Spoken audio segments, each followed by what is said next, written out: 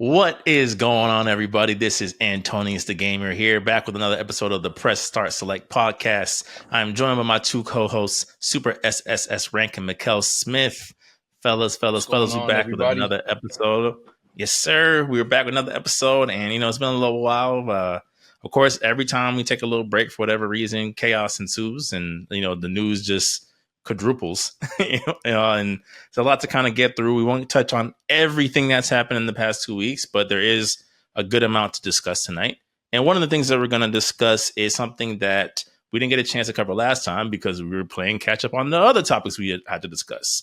That being Storm Connections, Ultimate Ninja Storm Connections, and the release of Kawaki to the Naruto franchise, further growing the quote-unquote biggest roster that Naruto games have ever had, with yet another DLC character. So while I get that loaded up, what are your guys' thoughts on them releasing Kawaki as the next character in this first season? Another Kawaki, to be exact, because we already have Kawaki in the game already. I just kind of felt like it could have been an awakening. Yes, he's a very flashy character, but you could tell it's just a lot of recycled materials. And I just kind of feel like that was a waste of a slot. Yes. I mean, I understand, they're trying to pump out as much superpowered characters as they can for this first DLC, but it's just like, because you got these god tier characters, then you release Kurenai, a cult classic favorite after many, many years. A normie. And it's just like now you're just back to the superhumans. Yeah. I just kind of feel like it should have been an awakening. Like there was really nothing special that I really saw about it. And the leaks have been true, so you already know the next particular character is another Boruto. The sixth Boruto to be more specific. We already have like 5 of them. And I was like, bro, like And I just hate this trend of just like it's just so many of one particular character. Like, and then when you look at these time skips, like technically they're not even time skips. They're still within very good like reach of each other. But it's just like it's like Kawaki like after one arc from what the game released. It's like there's nothing. He's done nothing significant since then besides further his karma release. Like that's it. Oh, and another fireball jutsu. I was like, okay. Recycled animations over and over. So I'm gonna play the release trailer real quick, and then we can keep going in because it's not great. It's not great.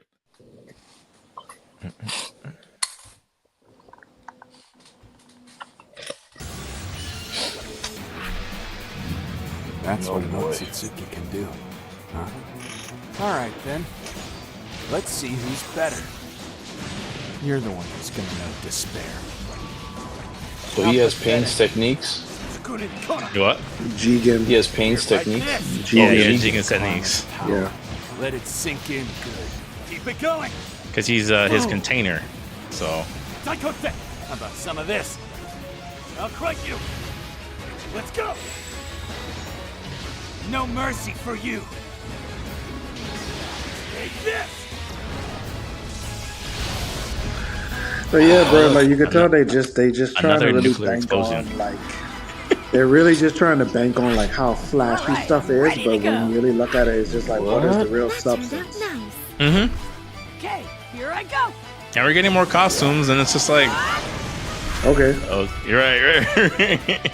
Oh wow, he has the chef costume, and Hinata has a dress. Talk about top tier content release. So it's like God, Normie, God, and they have another God coming. Ninja Ball Z, man. Ninja Ball Z. For real. Oh my goodness. Yeah, you know what's crazy to me? Like when to your point, Tim, I'm like watching his moveset. Have you guys ever seen like the Storm 4 like mods? Like the content creators or the creators who like mod the PC version of Storm 4 and they basically just start like reusing movesets from different characters. That's what it felt like. I'm like, I don't see anything that feels original. Like I feel like like you said, it's like here's a copy of Jigen's moves, here's a copy of Ishiki's moves, here's a little bit of Kawaki stuff in Fireball Jutsu, done. I'm like, this, there's nothing, there's zero substance here. It's even got to the point where like the ultimates is like, it's almost like a formula. It's like they're gonna do some cool flashy slashes. The camera work's gonna look great because let's just face it, Cyber Connect 2 does great camera work, and it's gonna end in a nuclear explosion that could wipe out a village. Every single time. Every single time. Like, you mean Pain's original perfect jutsu that he never did, he never created. Right. It's like the thing that like made Pain stand out at the time. I was like, that's just normal for everybody. It's like anyone in the Boruto universe can do that effortlessly now. They could just except his everything. Classmates. Yes, right. Because God forbid we go to a more grounded universe post the end of the time skip. It's like, nope. If you cannot fight an alien as a Genin, sorry, you're dead. You're fodder. So, I mean, it looks like they're looking to do like the Shinobi Striker approach to this, where they're looking to support this game for the long run. I mean, I think we'll at least see a season pass 2. And like you said, Tim, we already know for a fact that it's going to be Boruto with Karma progression as the last character. Is there anybody in season 2 that you guys would like to see that hasn't really made it to the roster that you guys think that would? Well, I'll say it's split between like the characters you would want to see versus the ones you think are going to make it in because they think it's going to sell. Well, the ones that I have is for both because I do feel like you do need the missing Kages. Like you need the Mist Kage, you need the Stone Kage. It's kind of weird, man, because all they did was copy and paste with Gara and the guy from the Cloud Village, and it's like, bro, come on. But those two we never really got them, even from their pre-time skip era. We just never got them. So I do feel like Konohamaru is going to be in there because why not just put another Rasengan based character? He should have been in there already. He has they made a character model. He's part of a Team Ultimate Jutsu. I was like, how is he not in the game? But that's a good pick. The cyborg Miss Ninja, the one who came back. Oh, Aoi. Yeah, that's a definite. Aoi the Terminator. That's a definite. That's, to be honest, bro, that's pretty much it because other than like the only classmates that I do see getting into the game is the new Ina Shikachao formation. I mean, because to be honest, that's the issue with this, these anime titles, that majority of the character, the variety in Boruto is technically filler. And that includes most of his classmates. And that's like, well, bro, you just cut like almost 10 people? Yeah. All these interesting subplots of, like you said, going to the Hidden Mist Village or, the secret planning of like the Stone Village, like all of that's technically filler. Like, none of that's canon. So it's like there's only so much room to work with, man. And that's the issue that I have is like, if you want to truly expand on the Boruto franchise, because, you've maxed out Naruto. Well, actually, you can't really say that because you gave us Kurenai. So I do feel like they might revisit like old models that they had. So if that's the case, then you could consider Anko as well. Shizune, maybe. Possibly. Shizune. And of course the two Kages, but then their younger versions and their older versions, because remember they were support characters too. True. Danzo's henchmen, because they had character models as well. I don't know if they would give them. They should give them a whole moveset. Like I just basically feel like whoever was support only, they might consider it. Okay. Because my thing about it is I was like, all right, well, bro, you're kind of running out of aliens now and cyborgs. Like after Code is kind of like, and depending how far this goes, because the manga is still in progression, I don't think they're gonna jump into the time skip anytime soon. I don't think so either. I don't think they need to necessarily, to be honest. Yeah, because even in the time skip, I'm like, where is this going? Yeah.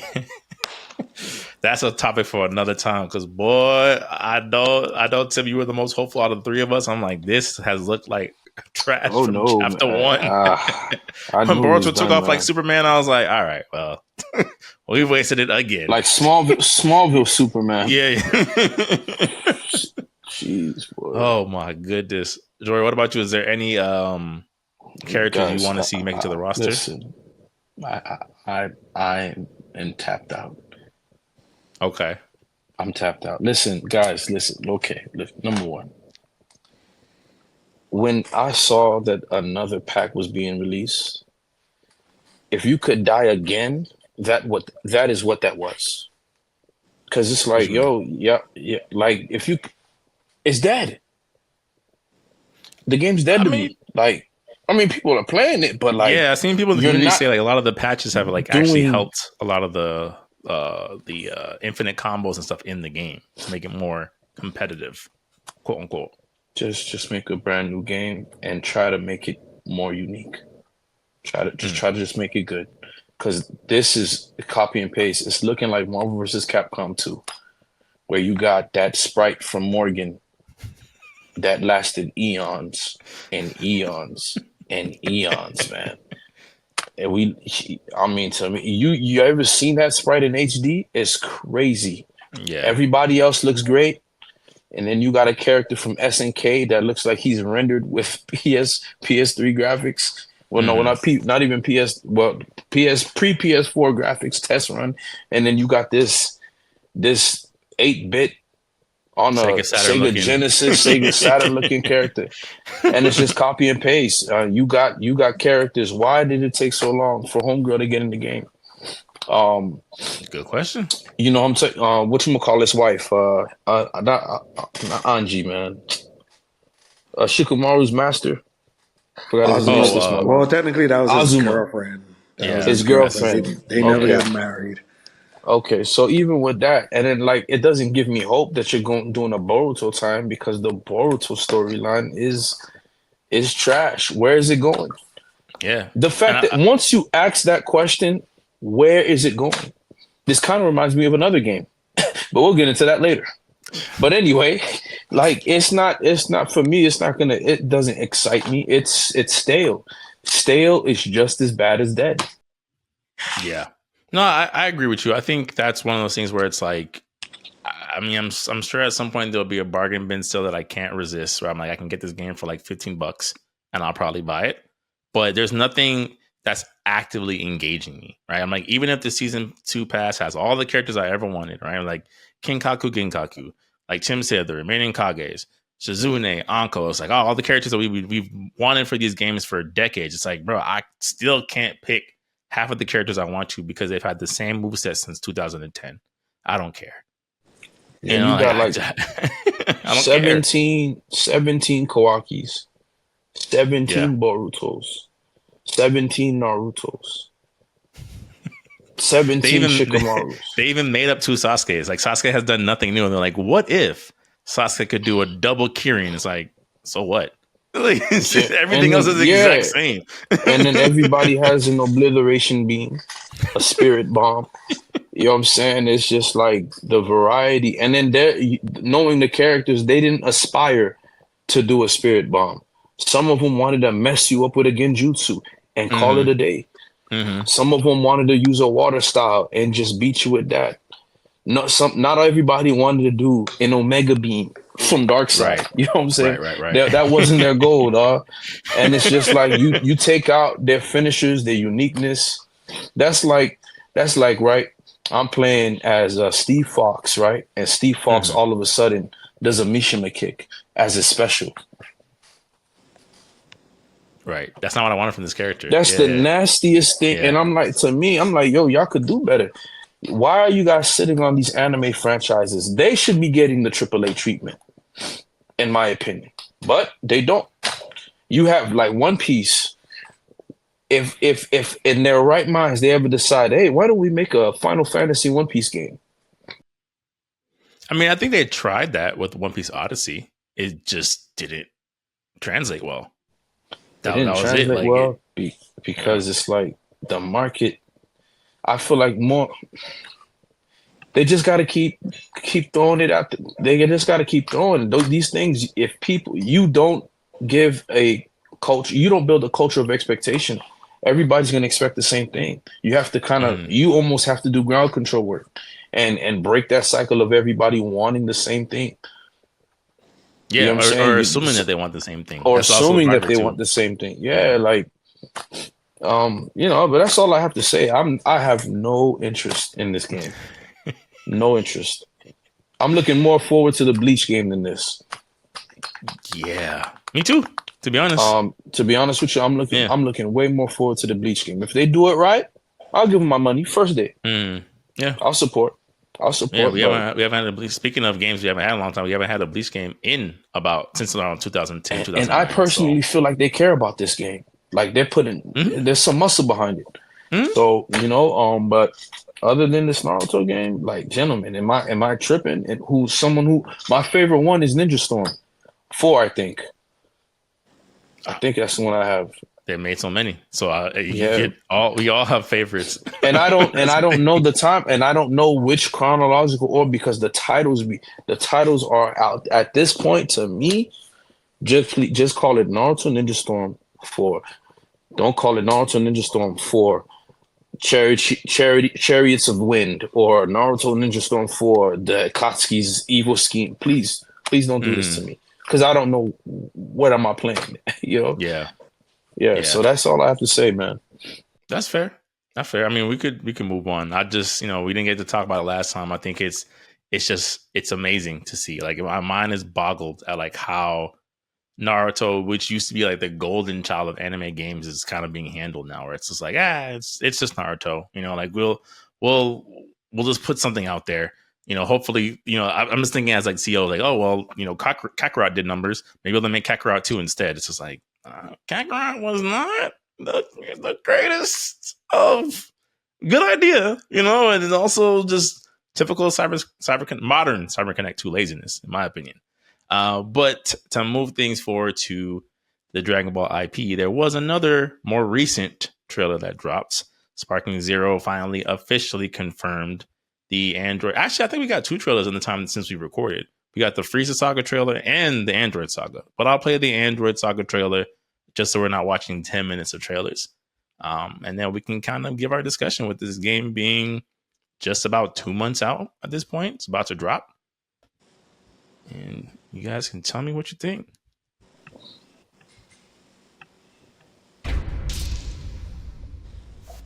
Attack when you're ready. Just as planned. A for effort, at least. Oh, you gonna cry? I happen to know that Goku isn't the only Super Saiyan. The real Trunks. Matter of fact, you're looking at one. You'll never beat me.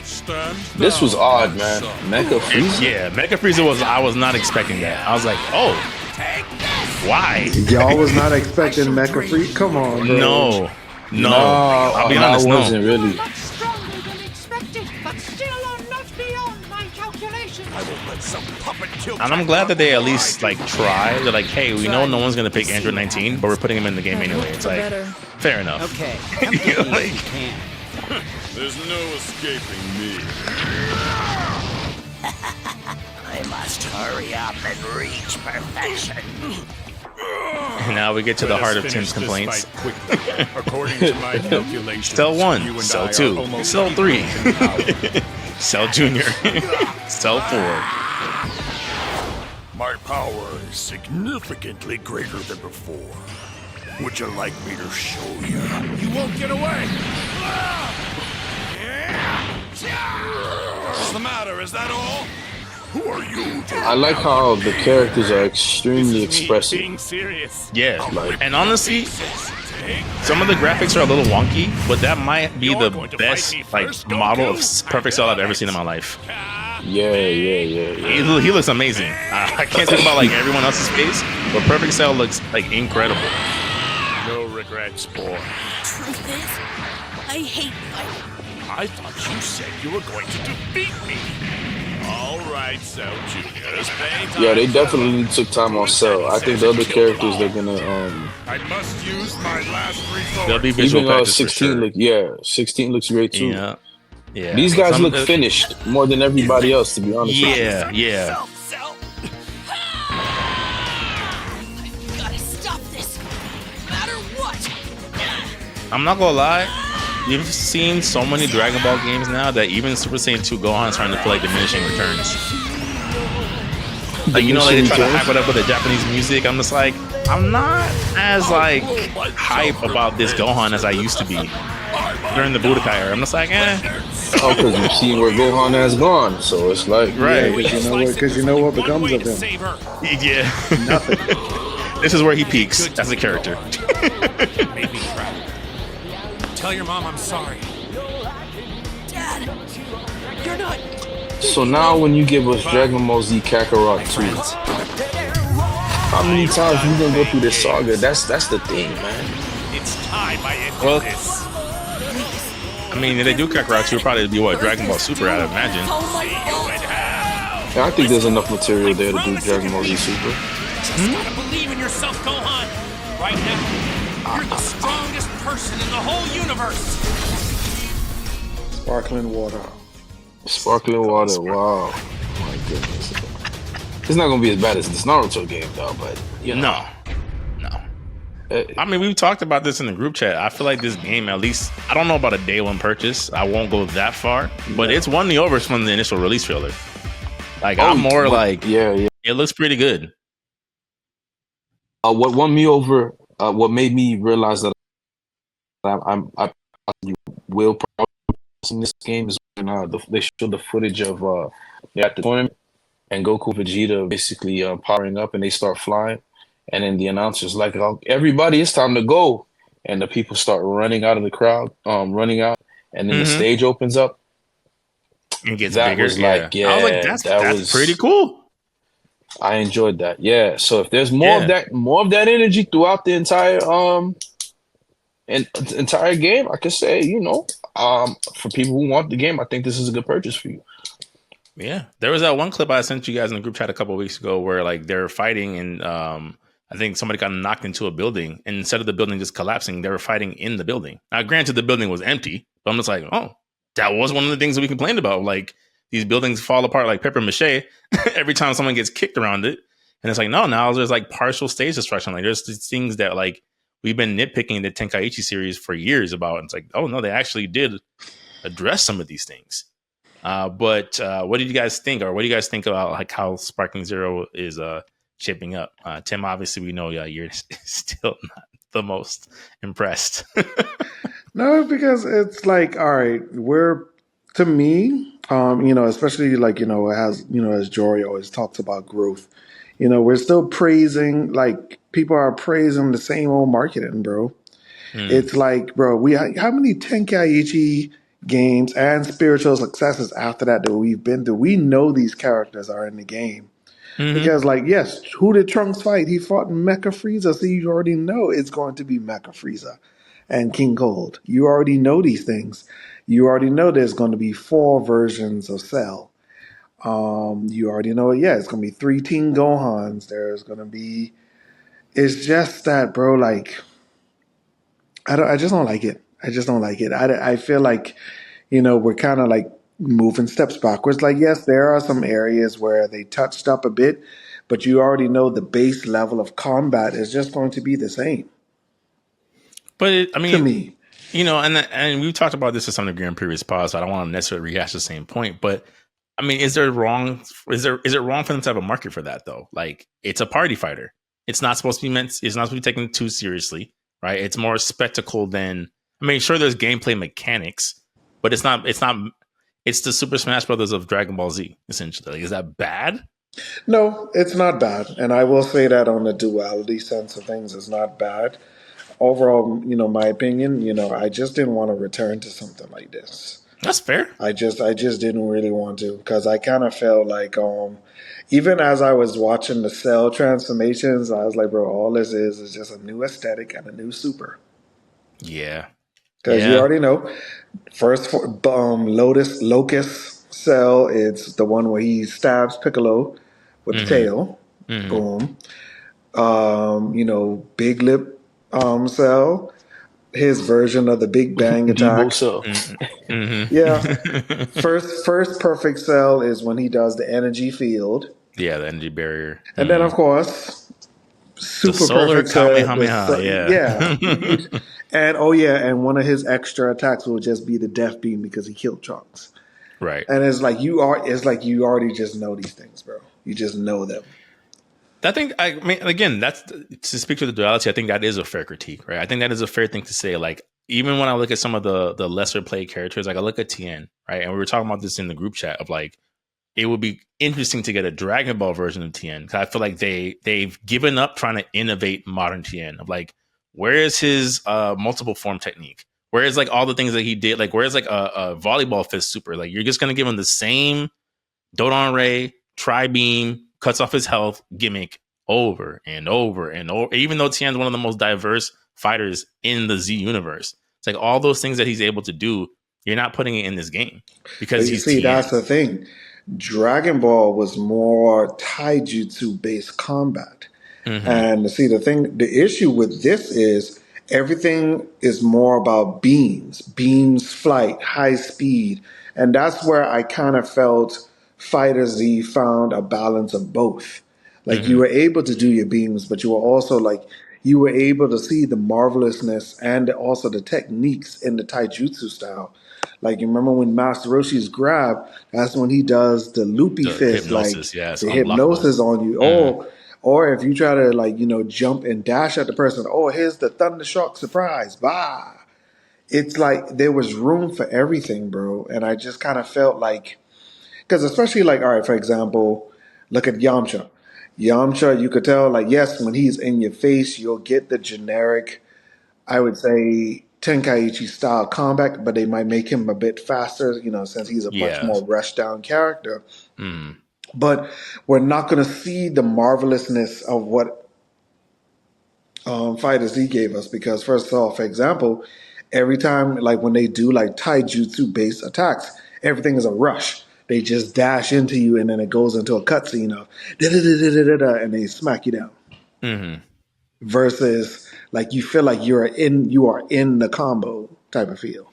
I think I get what you're saying. It's a little bit more formulaic, right? It's like they have a beam attack, they have a cutscene attack, they have a bigger cutscene attack, and then they transform and do it all over again. That's fair, right? Like, I think that's why it's like it is one of those things where it's like I don't think it has to be the definitive Dragon Ball experience and like it has to cover all the bases. I do look at this as more of a party fighter of like I understand I'm getting more spectacle and like technical prowess, but in that aspect, I'm like, I need that spectacle to kind of be amazing, right? Like, I think that's the one of those things where like that's what started to kind of me personally turn me away from the Tenkaichi series. Is like the combos are pretty generic, the formula is pretty simple, but the spectacle was fairly good. But then it got to a point where the spectacle was the same thing over and over again, right? And one of the things that I found at least cool about this game is like you even look at Goku, the man got 10 transformations. All of them have Kamehameha, but they're all done a little bit differently, which I can respect. I'm like, okay, at least, this angle looks a little better. The God Kamehameha has a little more particle effects than the Super Kamehameha. It's like, all right, I can see there's a little more nuance this time with some of these characters. And then the main thing that really ticks me off about this game, bro, is like, look at the pre-order bonus. That is just a definite sign of how are they going to sell you 7 years down the line, bro. Because you made a good point, bro. The movie characters, the Dragon Ball Z movie characters, bro, you already especially as this roster is starting to fill up very fast, like I could just see it, bro. I really do. Garlic Jr. might throw in like maybe some henchmen, Dr. Wheelo, Tree of Might, Turles, Lord Slug, Cooler. Next transformation Cooler. Oh, Meta Cooler. Two versions of Android 13, and then you got Android 14, 15, and it's just like, bro, that's almost like, when you really look at it, depending on how they stretch out, bro, 21. That's almost 20 characters right there. 21 is definitely going to make an appearance. 21 is going to be in the game for sure. Both versions of 21. Yeah, that's a couple of season passes. I mean, well, actually, they might just give us the human version of 21. Because you remember the Majin Buu hybrid, that's more of like a Fighter Z. Like a what if type type of thing. That's true. Unless a movie comes out. He has a point though. Because if you look at Xenoverse 2, she's in Xenoverse 2, but she doesn't have the Majin form. It's just her human form. Yeah. Like she has all the same techniques except turning them into candy. So he I don't know. Tim might be right. They may not do the Majin form. It might be a fighters only type thing. That's just But then so even dumb, if they though. do a Like, movie, it's like, could they do a movie about 21? Because we just did Red Ribbon. Like that would have been the time to show her character. The dude is still alive and he's working for Boma, so you never may know. Like they're hinting that he's going to be a reoccurring character because she gave him a whole job. Mm. I mean, Yeah. fresh out of prison and got 2 jobs. Well, the first one got messed up, but then now you got another one. Right. What do you guys think about the rumors of the remaining roster going either way, right? Of like they've pretty much confirmed that there will be Dragon Ball characters to some extent in the game. Like General Tao is basically all but confirmed. Somebody did like a little screen grab showing Kid Goku, so we know for sure they're in the To game. be honest, you just got to look at the past. Like, look at Tenkaichi, I would say 3, for example, because I feel like that was a real good, diverse roster of Dragon Ball characters. I pretty much expect all of them to be in there. You had Kid Goku, you had Tambourine, you had King Piccolo, you had General Blue, you had Android 8, you had that you had Pilaf. You had that little cyborg girl who I think they said she's technically really? immortal Yeah. or something. Yeah. You had Mercenary Tao, then you had Cyborg Tao, and then to be honest, bro, like that's a good range of characters right there. True. And I mean, since we already know for a fact that they're going to be selling as Dragon Ball Daima as DLC, like they've confirmed that pretty early on, it would kind of make sense to put the Dragon Ball era into the base roster, so you don't feel like you're getting Kid Goku twice, basically. You have very high hopes. High hopes. Because on the other side of that, right, there's also the Dragon Ball GT aspect of like it doesn't look like Dragon Ball T is making the main roster. To sell every last single era possible because as you realize, bro, we've only seen this game has only showed Dragon Ball Z. They haven't showed Super. They did show Super. Super was like the first trailer. What you talking about? Which characters? What? Hit. Yeah, Hit. They've showed Hit, Caulifla, the giant. Yeah. So they've showed Z. Jiren. They showed Super. Yeah, Jiren. But you already know Dragon Ball, GT. That's gonna be sold, bro. That's gonna be sold. I mean, it worked for the universe. They sold the Super Saiyan 4 characters and people bought it. You know, it's the completionist in people, bro. Like, even sometimes myself, I was like, yeah, I'm just going to get it just to say that I have it. I don't think that's a bad thing, though, Tim. It's starting to look like a fun time. That's what I'm trying to say. Like, it's just a party fighter. You don't take it seriously. It's 1, 2, 3 knock away super attack, but it looks good. It has enough modes. It has all the forms and fusions you'd want in the game, and it looks better than the universe. I mean, that's cool. I mean, but that and Naruto, I'm just passing on that. Dor, you've been quiet about this game. You have any thoughts other than it started to win you over? Any thoughts on the roster? I think they should pitch the characters we haven't ever seen before. That would, because we already know these characters. Like the new generation. It does. Like the new generation. I get it, but that's not what got the people to. They weren't petitioning for the game. I know for a fact they weren't petitioning with the game with all this enthusiasm. So your audience for this particular game, why don't you now feature characters from the movies? Why can't they be instead of being DLC? Because if they did that, then whatever DLC possibly they'll release, I'll be excited for because I truly don't know what to expect this time. Yeah, they should. I just think, we'll see when the game is out. So far, like what I see, I feel like there's effort being put into it. Lot of thought provoking things. Lot of thought provoking things. I like the time that they're taking in to animate it, and you will just see, man. I just would like them to show more characters, different characters. If it was me doing the lineup for the roster, I would have definitely gone with the movie villains as a part of the game. You know what I'm saying? How many times should I have to sell you these guys? I would have set up the roster to be eras. Dragon Ball Z, Dragon Ball Super, GT, and just let people have fun. Then whatever DLC out, because I have to sell DLC, they're not gonna let me get away with it, right? Yeah. Then I'll do the movies.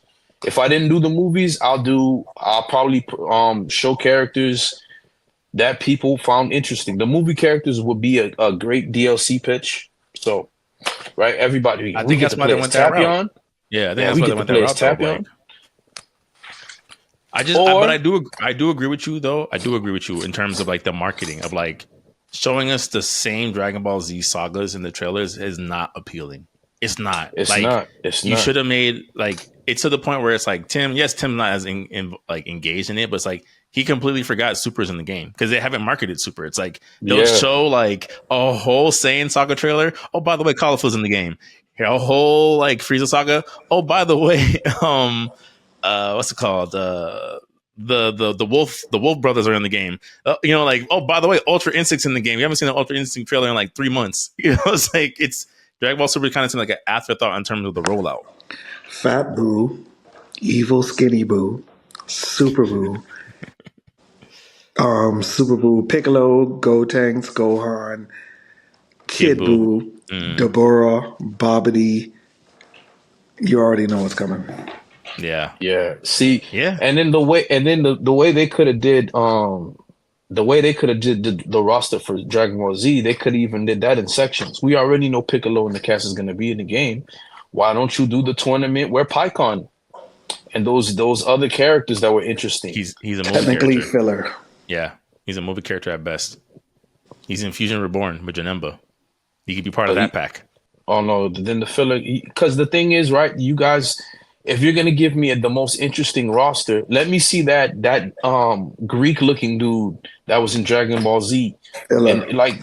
Yeah, he's filler. That is the issue with some of these anime games, bro. It's like there's I don't know if there's some issues with, you know, the contracts or whatever, but when it comes to filler characters, it's like they tippy-toe around it. Just like Ant's point, the only reason why we've ever gotten Bicon is because he's technically a movie character as well. Mm-hmm. Yeah, and those characters were the most interesting characters. Snake Way, the fake Namek. Yeah, but you can't make them playable fighters though. Like, do you really want to play as the fake Namekians? Like, are we being honest? You could make it interesting. Like, no, I don't, right? But this is your job as a game developer to make it interesting. You guys did it with Dragon Ball Z Super. You guys just don't like the idea, but you can. Are we gonna really rule out that they can't? You know what I'm saying? No, I like the idea, but I'm like, history has shown from these developers, are they right? Like, let's be for real. Nail's in the game, bro. Nail, who did one attack to Frieza, one is in the game. And you know what they did with his moveset? They gave him that one attack against Frieza. That's it. He doesn't do anything cool, doesn't do anything exciting. You would have thought, hey, this would be a perfect time to introduce a new mechanic. Maybe put in the Universe 6 Namekians, who did plenty of really cool stuff that we've never seen Piccolo do before. Nah, Nail with his one move. Because people like Nail, and Nail's also canon. Versus, to your point, PyCon, who put it a more interesting fight, introduced the entire concept of Super Kaioken. It's like, nah, well, he's gonna get in on technicality, and we're gonna sell him to you. You know, like it's one of those things. Like Tim said, it's like anime games seem to kind of shy away from this idea of DLC. How many times have we been asking for? Just to go back to Naruto for a quick second, the movie villains from Naruto. We've all asked for the buddy from the Land of Snow. He hasn't been in a Naruto game since Ultimate Ninja 2. Yeah. You know what I'm saying? Like, that was an interesting movie villain. Put him in the game. And I think that was a regional version, too. I think only the Japanese version. You're right. It didn't come to America. You're right. That's what I'm saying. It's like, fam, like, put them in the game. Like, what's the problem here? I don't know. I mean, I'm sure we're going to see something Sparking Zero related next week at Gamescom. Like, the game is 2 months away from release. Sparkling water. You know, it's 2 months from release. I still don't know if I'm gonna pick it up right away. There's a couple of things I'm like, I still needed to see it a little more fleshed out. But I will say, from the time when we first started covering on the pod, it's definitely been all up from there for me. Like, I'm like, for a party, if I'm looking at this as a party fighter, I'm like, this is entertaining to me. Like, it just looks visually appealing, let me say, for a Dragon Ball game. But that's it.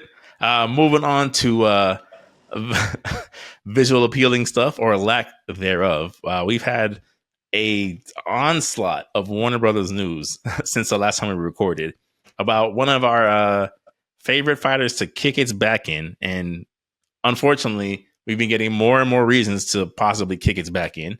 Warner Brothers has now tossed out the idea, because I guess it's a fire sale and everything must go, right, of all their IPs, where they're not necessarily selling a lot of their gaming IPs, but they're open to third-party companies publishing and developing some of their IPs. So the discussion was brought up about what Warner Brothers games would warrant being put out there, and is Mortal Kombat one of them? Because initial reports were saying that maybe Mortal Kombat might be a free market game again, and NetherRealm Studios might be bought by somebody else. But clearly Warner Brothers sees Mortal Kombat as enough of a cash cow to keep it on deck. But is there like another developer you want to see tackle Mortal Kombat, or if NetherRealm Studios collaborated with X developer, what would you like to see from there? Or is there any other, again, IPs that you're like, what, they should just kind of like get rid of it?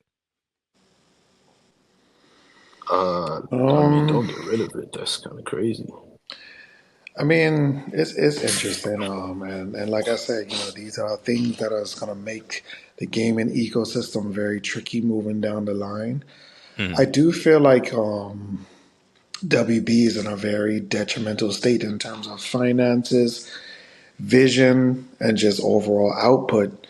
But I just kind of feel like they really just need to stop spiraling and just really just brace yourself. Like, sit down with yourself and truly see like where do you want to move forward with your IPs.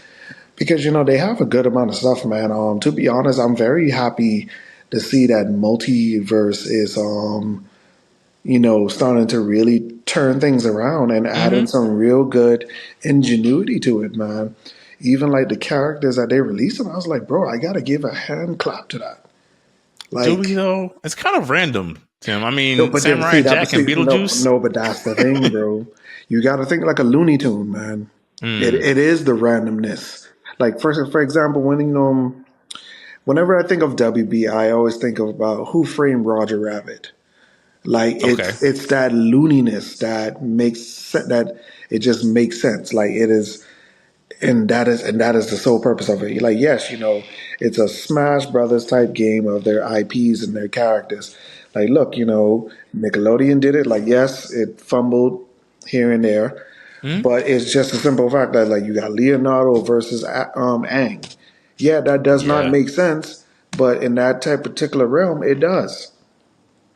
So, yes, there's a lot of movies that they're pulling in, a lot of shows that they're pulling from, and I think that's very good. But to get back on the point is, if they really sit down and they really focus, man, things could actually produce. I kind of feel like they lost a lot of sight, and then they just tried to be hip or pop, or they tried to be like, try to do the EA routes of just like, all right, let's just mess people over and see what happens. And then next thing you know, you got IPs that are just falling to the ground. Like you had two DC major failures, bro. Gotham Knights. You had Suicide Squad that just literally just bombed. Could have told Straight you that. bomb. Massive financial L on that. Could have told you that. Your DC animated universe is now finally done, technically, after that last movie. You're exploring new animation series. You're launching a new live action series with the Penguins. So like you're doing good things. It's just you gotta just sit down. In terms of like with NetherRealm, I just kind of feel like NetherRealm, like I said, it's time to wrap some of these IPs up, man. Because when you stretch it out for too long, man, your mind starts to really just crumble under the weight, man. And I just kind of feel like they just don't know what to do no more. I mean, it does appear that way. Jory, you have any thoughts about the Warner Brother potential selling of IPs before we get into Mortal Kombat proper, or are you good to move into that specific? No, I could say something.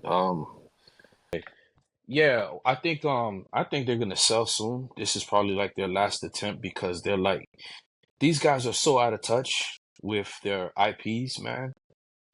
They don't even see the value of it. They see it as a liability now. Because why would you even do that? Well, you know, we're gonna open the IPs up even more now since Mortal Kombat can't do the job. But that's so weird. Like they gave you a whole history of consistency, and why now you want to just put it up for sale like it's as if it's nothing. Um, and then let other people take a crack at it. Maybe this is their last attempt. They don't want to put any more money into it. They want people who really want to do the game to do the game.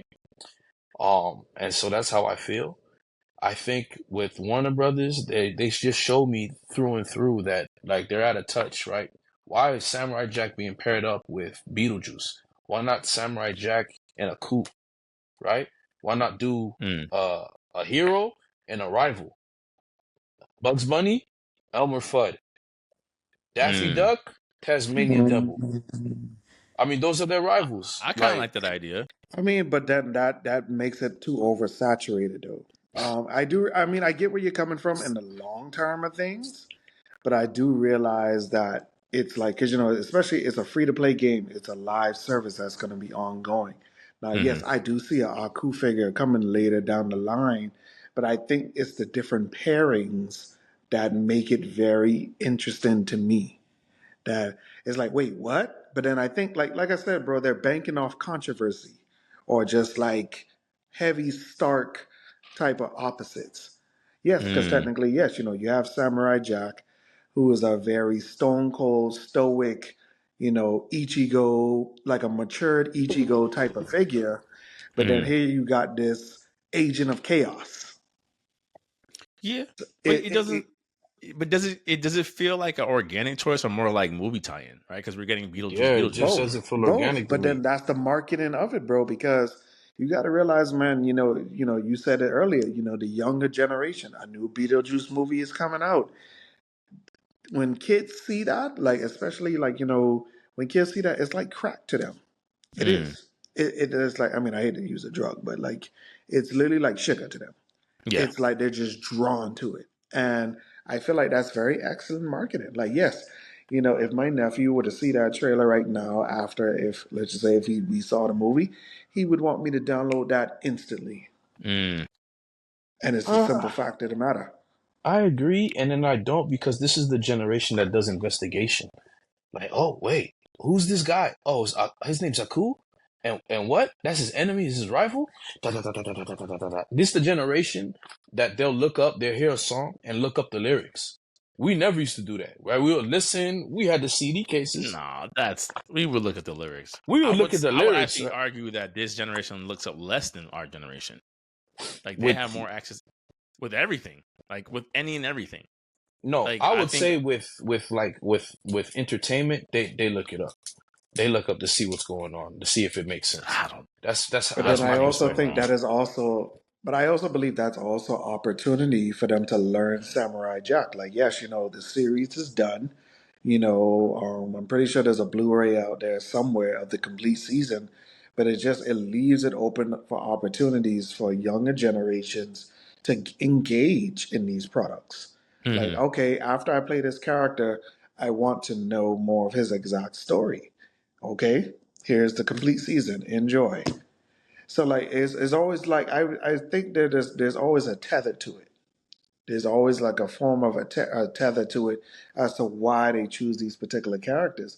Like, yes, I do believe Aku is going to come because that's just plain common sense to It me. would make sense, yeah. It would But just, but down the line, because think about it. All right, think about it. All right, so if Aku is one villain, think of somebody that would just be such a very hardcore, stark, like just opposite of that, and it's just like, wow, okay. hmm And then, like I said, it just opens it up even more. I don't know. I find it to be, kind of like I don't know. I'm not a really fan of their marketing for that game, but that's just me. Um, I mean, it's the most competent Smash Brothers competitor that we've had in years. Yeah, Not for yeah, nothing. like say what you want about the roster, but in terms of like what we would want from another IP take on the Smash Brothers formula, it's probably Multiverse is probably the most competent out of the imitations. Yeah, because the Nickelodeon, it had potential, but that first round of no voice actors, I was like, bro, that was dead in the water, Yeah, there brother. was Yeah, no which they fixed budget, which it. is They crazy. fixed it, but it's also one of those things where like the Nickelodeon fighter is also getting random too, where it's like they put Iroh. I don't know if you guys saw they released Iroh as like the next DLC character. It's like the uncle of Zuko as a DLC character. Yeah.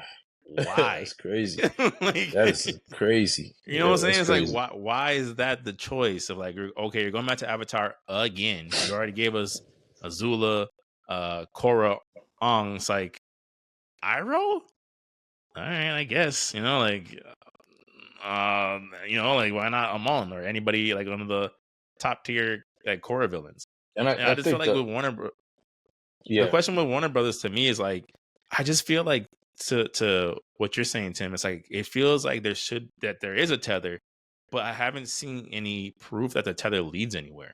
Like that's the thing that like has me kind of scratching my head of like this seems like a game plan or a blueprint or like we're looking to do something bigger, but it's like, but okay, what is it? Right? It's like you guys take Batman, you put out the Cape Crusader. The Cape Crusader basically is your own modern day version of Batman the Animated Series, but it's not nearly as good. Then you have this Wonder Woman game that, the rumors are saying is probably going to get canceled because it's in development hell, so they don't know what they want to do with it. You've shelved multiple, Warner Brothers movies. Again, Mortal Kombat seems to be your bread and butter on a gaming standpoint, but then you try going to the Mortal Kombat animated universe, and that's all over the place. We got like 2 Mortal Kombat movies before they had a time skip. It's like, why are you doing a time skip? With He just Sub-Zero started this animated universe. And So it's Mad like, Max version. So it's just like I don't mind the whole tether. I don't mind the whole blueprint or plan. I just don't seem to know what the plan is. Like there doesn't seem to be a vision of what there's no the vision. That's what it long-term feels idea. like. Yeah. Hmm. And for me, I don't know if you guys agree, but them opening up the IP to different publishers, I don't think that's a good sign, man. I think it works. It works, but like that botch with, because to me, how could people, like you could not understand, you didn't see that people were gonna find your Suicide Squad game to be repetitive. You didn't really like think that out. That's because you guys wanted to have Rocksteady make it. But what if you had somebody who was a little bit more competent in third-person shooters make the game? All right. What if it should have been a shooter in the first place? Yeah, it should not have been a shooter in the first place. But if you're going to do it like that way, then why would you give it to a company that's heralded for their single player games? You know what I'm saying? Like, let's be for real. Do we honestly want Shaolin Monks 2 made by NetherRealm Studios? I mean, you technically already got that. You know what I mean? Do you really want like an actual sequel to Shaolin Monks made by NetherRealm Studios? Be honest. An action adventure third person game by NetherRealm Studios, given their history of third person action adventure games. I mean, didn't they make Shaolin Monks? Yes. So yeah. Did you thoroughly enjoy the gameplay of Shaolin Monks? Or the concept of Shaolin Monks? I loved it. I loved the gameplay. It was God of War with fists. It was not God of War with fists. What was it? It was a very... I liked it too. We speak very highly about that game, right? But in terms of what they specialize in, right? You look at Mortal Kombat Sub-Zero. You look at Mortal Kombat Earth Special Forces. Shaolin Monks was almost like a lucky surprise in terms of a win. They're if you want to look at their track record, they've gone 1 for 3 when it comes to action adventure games.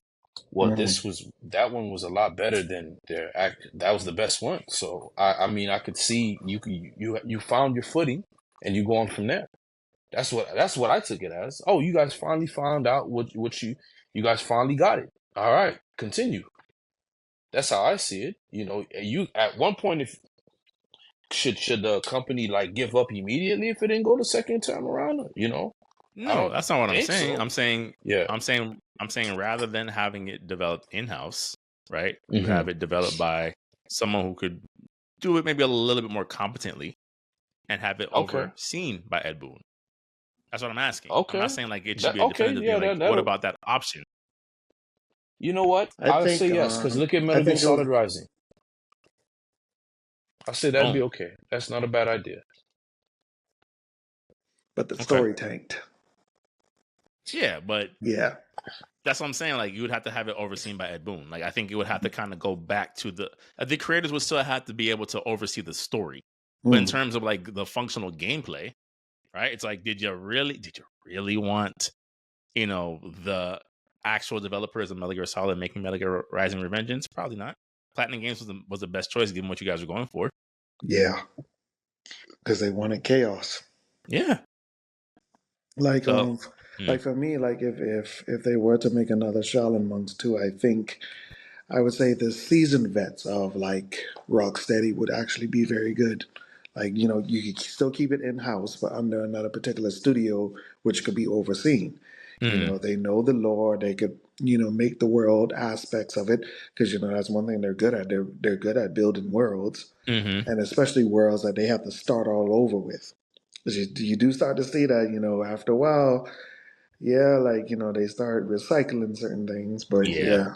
By the time we got to Arkham City, things were like, all right, Gotham City, we got bridges now. Ooh, like it's the same corners.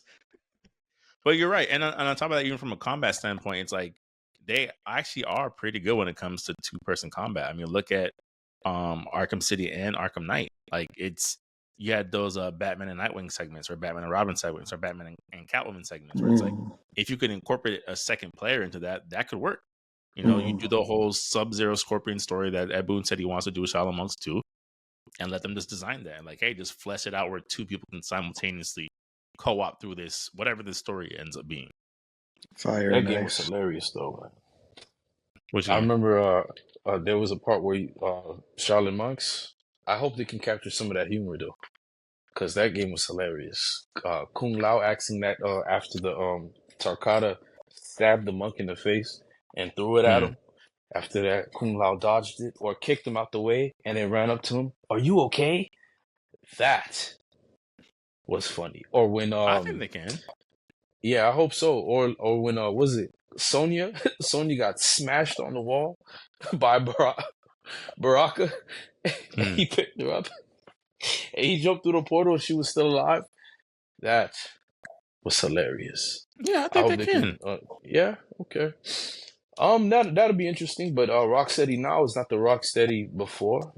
So, man. I mean, none of these studios are, for being honest. None of these studios are what they used to be. Yeah. They're the same in name only. The staff is question mark. But we can get into Mortal Kombat proper. Now, during the time that, we haven't recorded, they released a Cyrax trailer, which I'll play shortly. And, Ed Boon has given some more updates about where this next iteration, so to speak, of Mortal Kombat is headed. So I'll play the Cyrax trailer now, and we can discuss everything.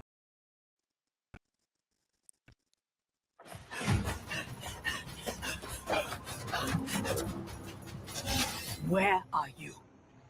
Over here.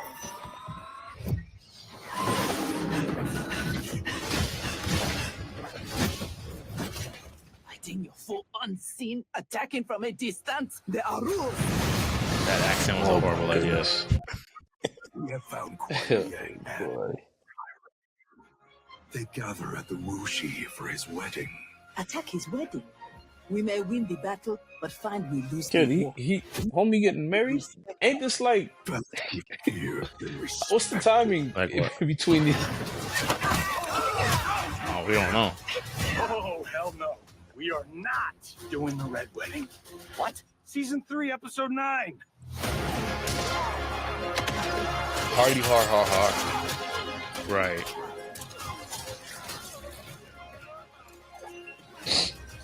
She look fun. I ain't gonna lie.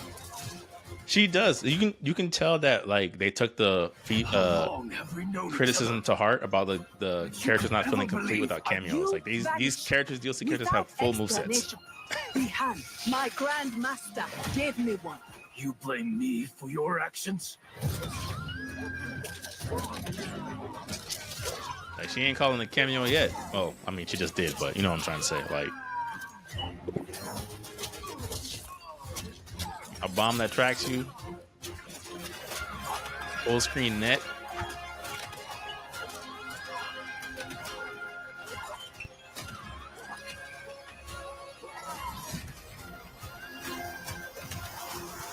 That looks fire.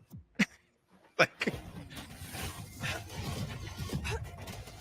That's also fire. yeah, yeah. I was wrong, thinking you worthy of that armor. You are my instructor and my commander. So no matter in what timeline, she Don't always turns confuse evil. that with being my superior. Well, I mean, she's kind of on the same page as My Sub-Zero, speed and skill the are whole beyond cyber me. initiative. Finish him.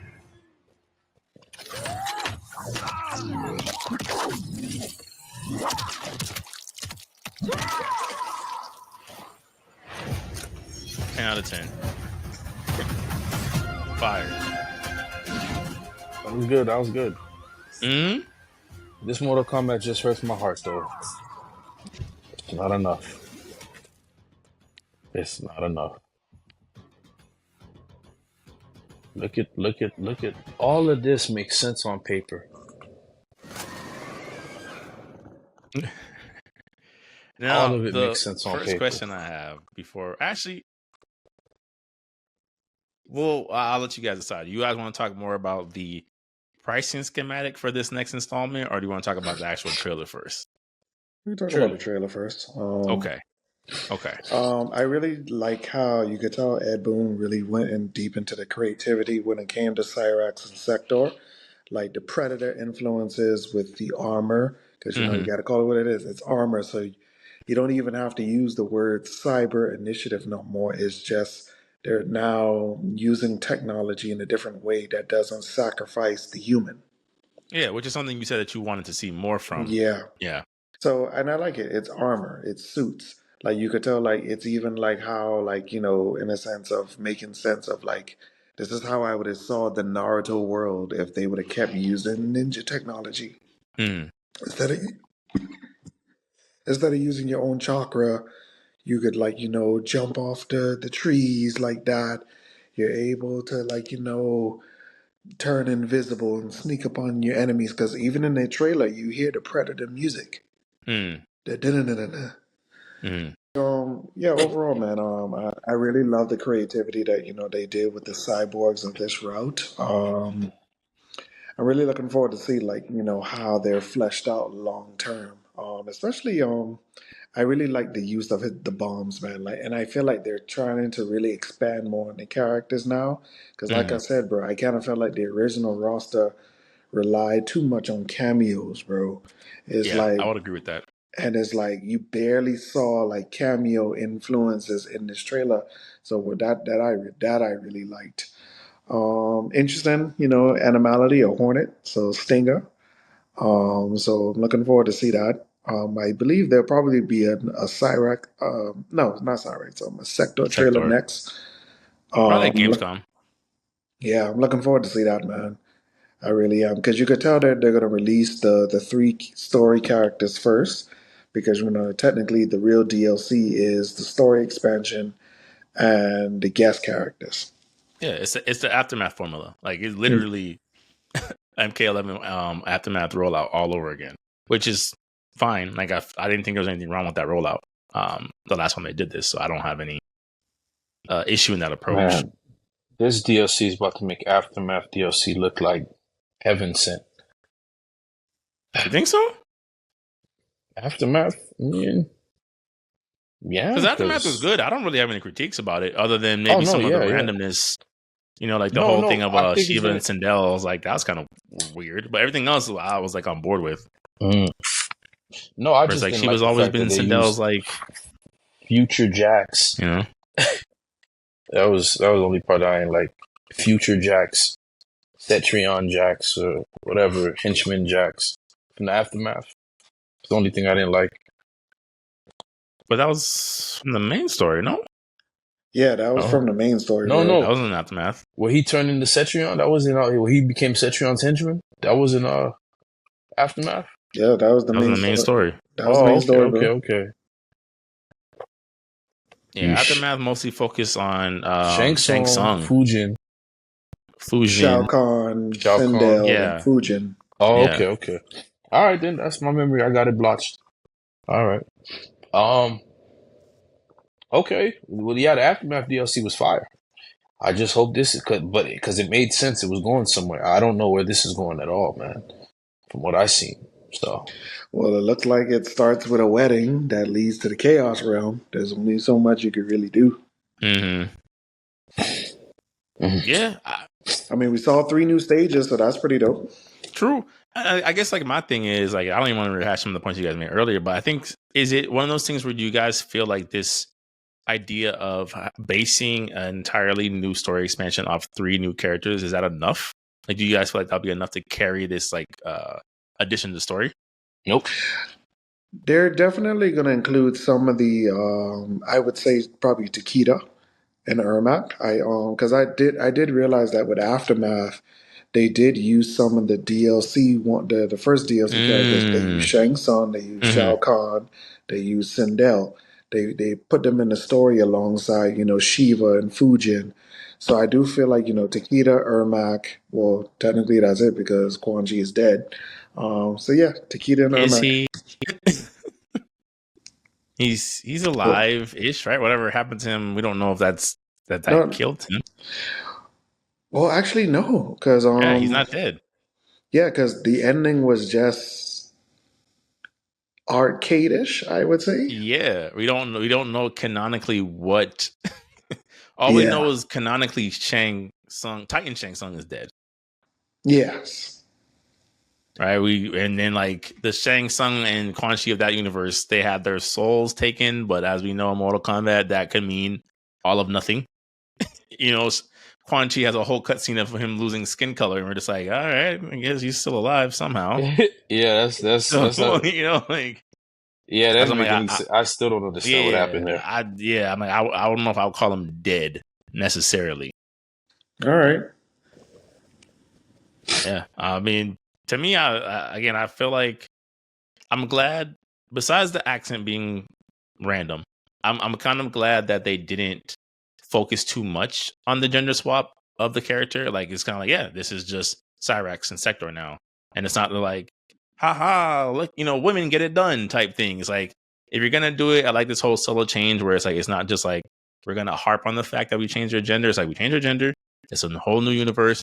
It's still the same concept, still the same principal character, and we've made them better. It's like, all right, I can kind of get behind that. Like I think that they've done a good job as far as like being aware that people have been waiting now since MK9 to play as these characters again, and it kind of made that the focal point of like, we'll just give them everything. Technically, MKX. We don't count X. We don't count X. No, we don't. I don't count Triborg as. Well, actually, you know what? You're right because we're talking about the human version. It's not the cyborgs. Yeah, because you could even see that in her fatality. It's more like ninja style attacks, not just a bomb barrage or some cybernetic mechanism comes out and just squashes you or something. Yeah, man, that fatality was A1. Like that's the type of fatality where it's like, where was this in the base roster? Triborg? No. I'm talking about this. Okay. No, yeah. Cyrax's fatality in this game of like twisting your head off with the magnetic boot and then kicking it into your spine. Fire. That's what you want. That's what I've been asking for. And then crushing it. And then crushing your skull. Like that's what I've been asking. And then wiping your boot. Like, yes. That's what I've been wanting. So I don't know. It was impressive to me. I don't know. Again, I'm hesitant to like fully kick this game's back in. I really want Mortal Kombat 1 to redeem itself. So I think this route of giving these more complete characters is going to help. But I don't think what is going to help is this next screen share that I'm about to show that we spoke about briefly in the chat of something that Ed Boon wanted to get the people's opinion on. And that was the next round of cameo characters. Now, He says, and I quote, "In a meeting with design, we threw around ideas for MK1 Year 2 Chaos Reigns cameo fighters. Some names that came up included Blanche, the MKX old lady that you can throw, Kid Thunder, MK2 Raiden's friendship, Invincible, Omni-Man's son, and Chucky. Who would you like to see most? There would be some great team-ups. There'd be Raiden and Kid Thunder. There'd be Omni-Man and Invincible, Ghostface and Chucky, and then anybody plus Blanche, smiley face. Now on the poll, Invincible won, just barely beating Chucky. To be honest, I think he's just doing typical Ed Boon like trolling because first of all, when you look at the cameos, they're all based in the MK universe.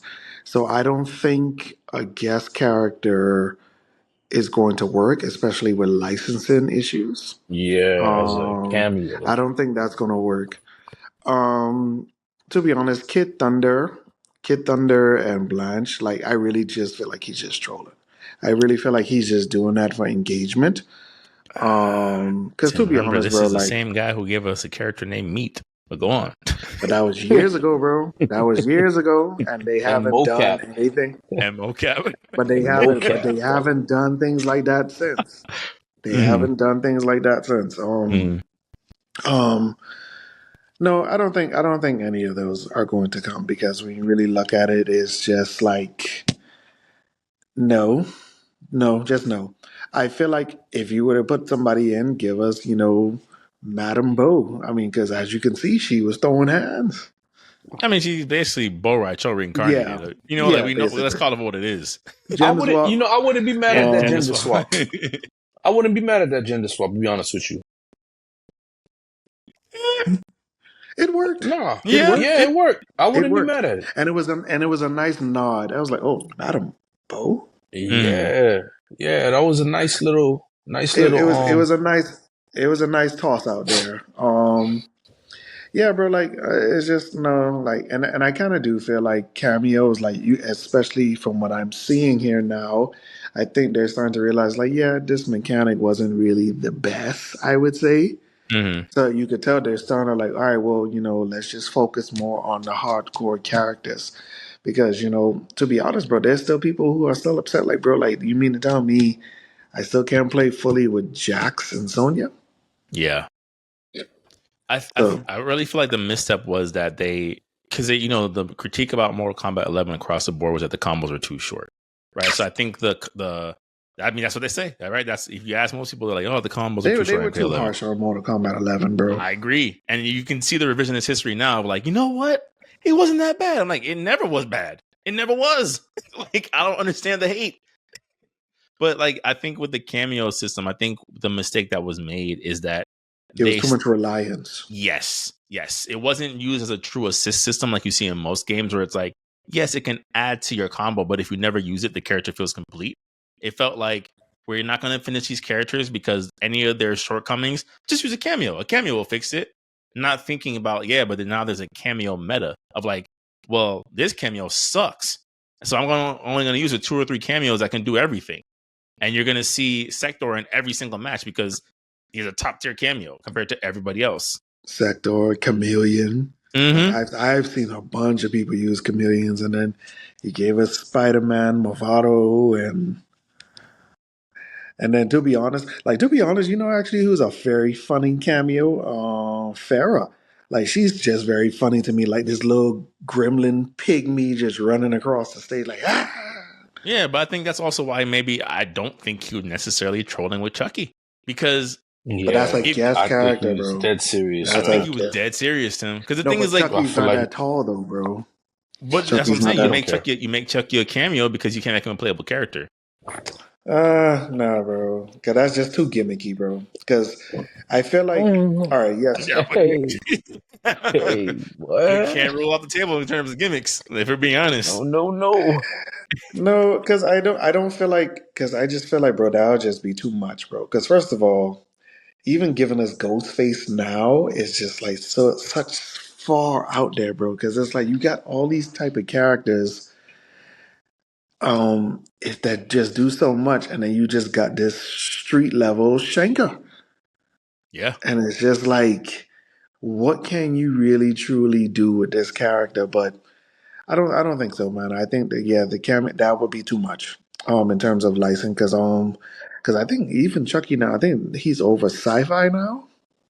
Yeah, technically, Sapphire Yeah, owns the so rights. like, yeah. And then you also got to think which version of Chucky they're gonna choose. Are they gonna choose the Wi-Fi Chucky or the No, new they're not show going to version? reboot Chucky. That one was nightmare fuel, and not in the good way of Make like who make and what it's who is crazy. this? What is this? Megan Chucky's. They'll probably put Yeah, Megan in there. yeah, Megan Chucky. No, sir, they're not using that one at all. Yeah, so I think he's because it's like, bro, because first of all, I'm looking at it as like this, like a year two seller. None of those characters sell for me. None, Really, none, not and that Noob, is not the Cyrax sector. None of these things like no, no, appeal no, to you no, in no. I terms. mean the cameos. Like if Oh, this okay, was okay, like a okay, okay. year two cameos, like I would not spend $5 on none of those characters. Fair enough. None. But I think that's also why I think he's not trolling, because I think they're trying to see like what can we do to get people back on the side of cameo characters. Like what would it take, character wise, for people to want to pick somebody and buy Well, somebody. as somebody was saying in the comments, give us back full combat. What you mean? People have been saying in the comments, man, they're not happy with this cameo system, man. They want Mm. back full combat. It's a They want waste it. of mechanics, man. It's a It's a waste waste of of. mechanic, bro.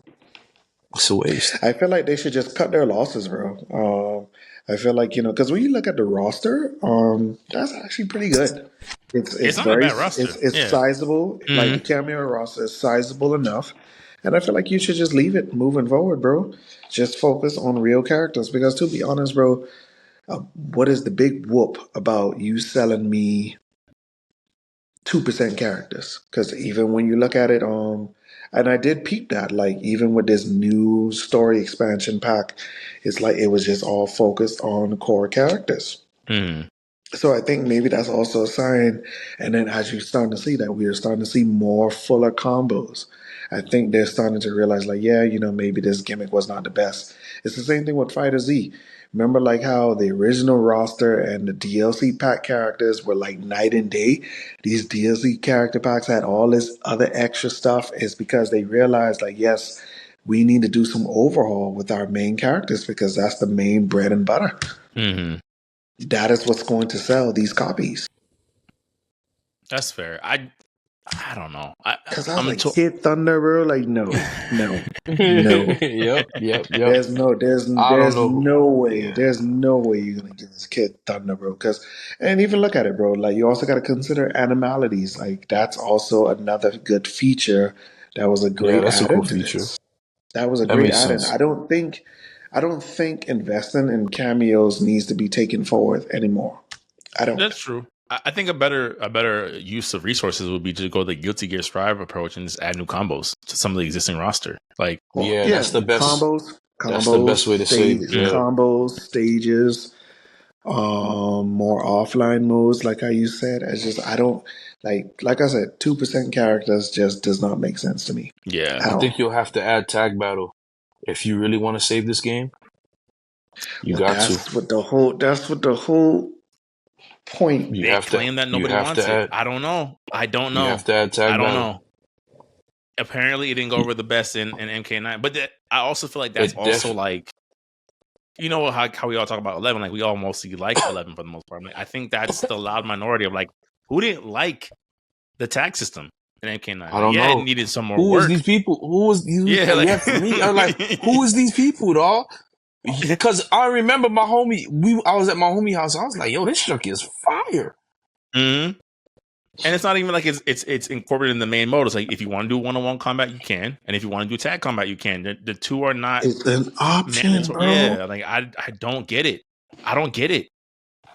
I don't understand. It's like we don't like this. These people are weird, man. I'm telling you. Like that's why you can't. My goodness, man. These people Yeah. are weird, man. These are the same people that are destroying Halo, man. No sprint. Destroying a lot of games. A lot Destroying of yeah. there's a lot of the critique The people audience that is should getting be up. vocal. Yeah, are quieter, and the ones that are just like, could you just shut up for like 5 seconds? Are the ones that's like, we hate this. It's like, bro, what do you like then? What do you like? Yeah. What do you like? Because every for time they real? give it to you, you hate it too. So what is it like? What is it? What's And then missing you here realize, for you guys? and then after that, after a while, they look till everybody's out the room. The sticks start hitting together. Hey, this isn't so bad. Mm-hmm. Well, okay, you're on year 5 and you tanked it. Right. You know what I'm You saying? nerfed everyone out of existence. So enjoy the game that you really wanted. What did you Yeah, guys man. think about the pricing for some of this? I mean, they're saying that like the expansion pack's gonna be like what, $40? That's okay. Yeah. It's okay? You think so? With the story, right? The story, you get the story and 3 characters, $40. Well, actually, no, because it's That's actually not the bad. story, the threes. The 3 characters come with the story. So it's Mm-hmm. basically the story part plus the other 3 Oh, guest characters. guest Yeah. characters. So So 6 like, characters. yeah. That's not bad. So That's not bad. $40, 30 would have been great. Goldilocks zone, You in my don't opinion. you don't feel like, I mean, this is a game that they charge $70 for. You don't think that, I didn't buy it day one. I know you didn't buy it day one, S rank. Like, I know Oh, Tim's I waiting for don't this have it. sale. Oh, I don't have so it. that's what I'm saying. So like, I don't have it. I do think about like that audience of like, yeah, I got it at a discount, but if I paid $70 for it, I might feel away, right? But like, now I got to spend now I'm at $110 for a game I'm not even sure if I like still. Like, I don't know. I Yeah. you. I mean, what you could do, what most people like myself do, just wait for the ultimate edition. I mean, but you have people I who don't want to know, enjoy man. their games. Yeah, like my that's thing is like that's the games that is the end of his life. I don't know if like for me, I'm competitive, man. I want to be when everybody else is at the high point of the game. yeah. I'm Not somewhat on there. the Like, way. I don't necessarily want a day one, but I definitely don't want it on the decline where like I can't find anything and there's nothing there. Like, there's no more And when you support. Like, finally get into the game, everybody's like, "New one's coming out in 2 weeks, guys." right. And it's just like it's just for me, it's not a satisfying. It's not a satisfying time spent. But to each his own. You make sense. I mean, I can see why. Like, I got Street Fighter V super late because I wasn't really attached to the mechanics like that. I wasn't really, I mean, but to be honest, bro, when MK1 came out and a lot of people were not receptive to it, a lot of people actually went back to MK11. No, they did. That's what I said. I mean, again, So, like, we've all it's said this. Like, we're like the MK11 defenders in this podcast. Everyone, I'm like, I do not understand the hate for that game. I don't get it. I because don't get it it. was. I heard people were saying it was too much. It was too footsies like. They didn't. If 11 was more like 1, I think it would have been received a lot more. I could understand the complaints with the footsies, yeah. But even that's garbage because if that's the argument, there's so much footsies, which I guess is fair, right? It's a lot of grounded. There's not much you can do air wise, juggle wise. I get that. Y'all aren't playing MK1 either. So what is it? Like, you got a game that doesn't have footsies and you're not playing that either. So what was the real issue here? MK1 is the Kameo system, man. I think that's what it is. When people started playing and they was like, "Yo, I can't wait. I have to use this guy. I have to use this guy if I want to do this combo that I like so much." That's what killed it. Because it was good. When they played the beta, people was receiving it, and then they was like, the chaos realm grind stuff. People hate that too, bro. Yeah. And I the did like costumes 2 is seasons going of Patience, nowhere. I was like, I don't want to do this anymore. I don't care. Yeah, The aesthetic that's what I truly believe happened. It's like the gem system in Tekken Cross Street Fighter. You online? Street Fighter Cross Tekken. Street Fighter Cross Tekken. You feel me? Yeah, it's like that gem system. People were buying gems, man. It was just like, okay, I guess I'm not gonna win online because this guy got the Infinity Stone and a Dragon the Ultra Ball. Pack. Yeah. You feel me? So it's like, yeah, I guess I can't win. You feel me? That's made fair. me feel like Norman Osborn and Two-Face, kid. Man, that's a fair critique. That's a fair critique. I think that there was, is man. an aspect too of like, let's call it for what it is. A microtransaction system in this game has not helped it at all. Has not helped. And it's like, I get it. It's probably a Warner Brothers decision. Surprise, surprise. But it's just like, it's you kind of expect, like, if I'm buying into this fighter, I need the pay to win to be as removed as possible, right? I'm like, if the best cameo fighter is a DLC character, if the most complete character is a DLC character, it's like, then why did I buy this game? Like, Yeah, the why more did people you? at that point, they're gonna jump on the Tim bandwagon. Like, I'll just wait. I'll just wait till MK1 Ultimate when everything is finally settled. Yeah, there'll be less people playing the game, but at least I'll get a game that I can enjoy to its fullest with none of these issues. Well, I mean, you can't really say like, like towards the end of the cycle, because remember, sometimes, bro, these games, especially fighters, they're lasting a lot longer than people think, man. Because some of these things are lasting whole console generations now. So like, I mean, and NetherRealm has been getting a lot of criticism because of that, because a lot of people just did feel like they were just hopping from one thing to the next so fast. Mm-hmm. So, I mean, we'll see where they go with this, man. But yeah, I just kind of feel like there was just a lot of missteps with this. Hopefully, Yeah. the story is good. I really, really want this story to be substantial because I Same need here. to I really know. want to. I want to know, like, does Titan have a Kami Dode, Omega Shenron? I want to know the logistics of all this stuff. Like, do not skim over this stuff. Like, why does he have these gemstones implanted in his chest? What is the purpose of that? Even the whole transfer of Bihan to Noob. Like, I want these things to actually matter moving forward because especially if this is the first game. I don't think they'll do another trilogy. Because to be honest, I actually appreciated how God of War handled the Norse mythology. It's like, no, this is not a trilogy. This Yeah. is 1, 2, and we're done. 1, 2 therapy DLC, good. Yeah. I think to your point too, like, I think knowing just the development times between games, I actually appreciate that approach a lot more. Of like, I'd rather pay for an expansion that kind of like this would be almost like a soft sequel than waiting another 4 or 5 years to get the next installment in this planned out thing of like, no more of this, please. Like, to use Dory's words often, is like, I don't care anymore. At this point, it's like my literal life has changed since you've released games. I don't care. I have no interest in this anymore. Mm-hmm. So to your point, I think it's true that like the God of War approach, even with Mortal Kombat, would be appreciated. Of like, yeah, we're probably not gonna get Injustice 3 till like 2028, but sacrifices must be made for the greater good, I guess. So Yeah. I get, yeah. So unless anybody has any more thoughts, I think we can move it along. Mm-hmm. Okay, That's all it. right, so move it along. Gamescom is literally next week. It's Tuesday, as of the time of this recording. Now, Jeff Keighley, as he is known to do, is at the forefront of a lot of these things. For all the critiques people have of him, you gotta salute the man for being, one who's trying to keep the culture going forward in his own way. He released a soft list of what we can expect at Gamescom, and the list is kind of similar to what we saw, at Summer Games Fest. I didn't think there was anything like super shocking as far as what's being announced.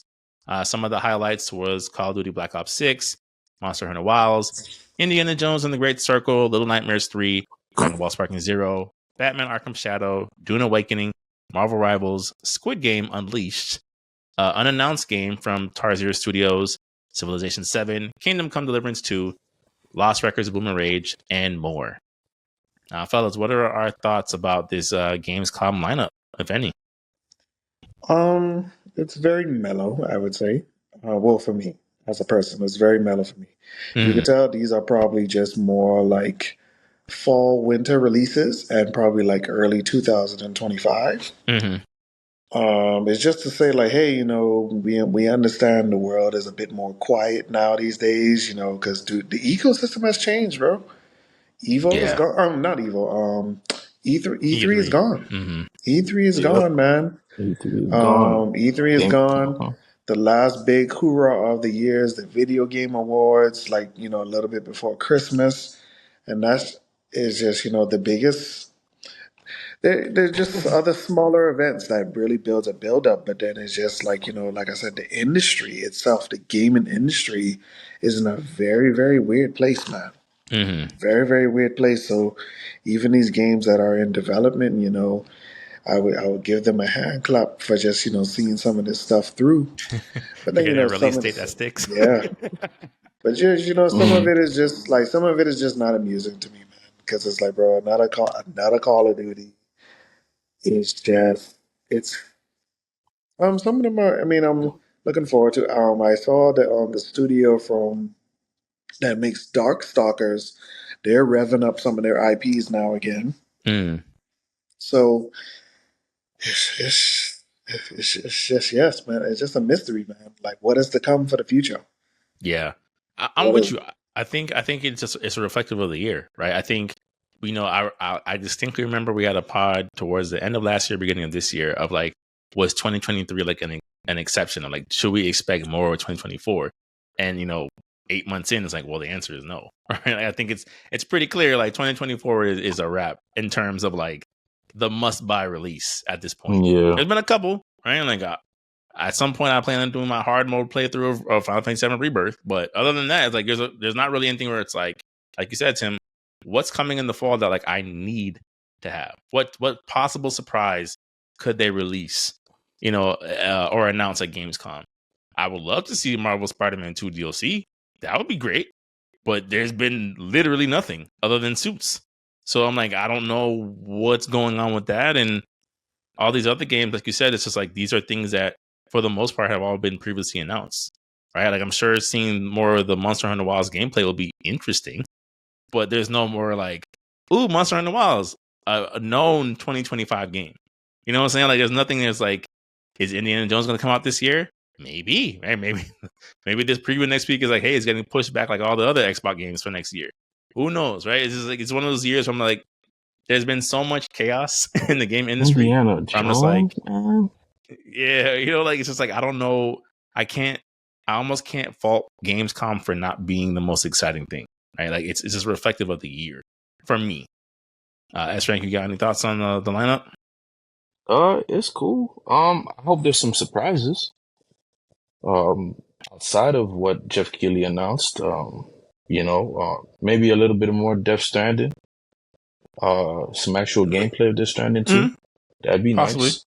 nice. Um, am I gonna go crazy for Little Nightmares 3? No. It's a cool game, but no.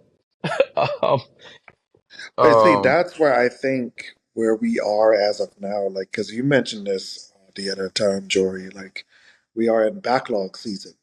And I do feel like, with the state of, like, I would say AAA gaming kind of going through a weird, I wouldn't say hiatus, but it's going through a weird transitional period of, like, plateauing, I would say, or just mhm, at a standstill.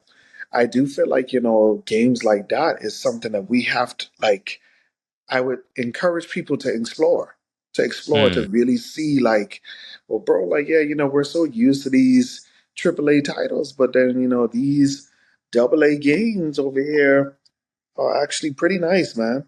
They hold you over for like a good month or two.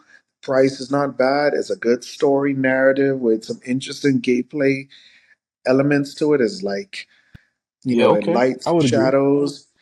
It is some of these things we might just have to explore if we want something to hold us over. But I Okay, guess I agree. that's a good point. And I don't have any pushback about that. My question more is like for people like us, right, or just people who aren't looking for every single announcement of these double A or like lesser marketed games, what would it take for it to catch your eye, Tim, or S Rank? What would it take to catch your eye? Like, I have no idea what this IP is, but it looks interesting. I think I might buy it. I would say this first story. Like, what are you trying to sell me? Mm-hmm. I am a very story based person. I need to know from whatever trailer that you give me, because it's going to be heavily fluid, heavily, graphic, even just different styles of art. Like, what type of art style did you use to relay this message? I'll give one example. It was an old game, but they remastered it. It was called Grim Fandango. Mm. And I loved that world, that Mexican Day of the Dead type of world, but like, you actually have a job and stuff like that. So it kind of gave me like this Beetlejuice Nightmare After Christmas type of vibe. The gameplay mechanics was a bit rough, but I really enjoyed that game. I platinum trophy that game. Okay. And that is what like inspired me. You know, like yes, man, like check out different things. And I would even say I even took those chances on fighting games. Like that's what led me to Under Night. Like I was the typical hardcore. It was Tekken, Street Fighter, Mortal Kombat, Marvel versus Capcom every once in a while type of person. But then I started to really read more about like anime fighters, and then not a much a bigger studio, but these are very heavily niche based games in Japan. And when I booted it up, and I was like, bro, I love it. I love it. I just love No it. better And then, feeling as a gamer. I started, Happily surprised. I followed the Twitter accounts that I needed to know, so I know what updates are coming in. Followed the YouTube channel, so I know, like, oh yeah, we just added 4 new characters. Have a good day. Yeah. Thank you. So like, there's room for these things, man. And then, there are just certain games that are standing the test of time. Remember, like I said, man, Uncharted, The Last of Us Remastered, like these multiplayer games are lasting forever, bro. They are lasting. The gameplay loop just works. Yeah. Yeah, those servers ain't turning off because they see that people are still there. Yeah. I am looking forward to Monster Hunter Wilds. Y'all know I'm a big Monster Hunter fan. I like what I'm seeing so far. I like they're keeping it grounded. To be honest with you, I mean, I know I'm not my opinion is not popular with probably a lot of the game dudes, but I like Rise. I like some of the things you can do in Rise. I like the fact that there were specials that you could use on the enemy because I want to have fun. I like the fact that I'm using wildlife to zip around like Spider-Man, and it's a ninja theme. I didn't mind that. Like, oh my gosh, it's too wild, and I'm like, no, it's not. It's a game. Let me have fun, and that's the thing I like about Monster Hunter. It's not a serious game. Like, have you seen some of the animations and see how you avoid some of the monsters when you're running? And then you do a dive, and like it's whimsical. It's whimsical humor, and it's very enjoyable. And then it is still grounded in reality. Like the physics of the game is like Breath of the Wild.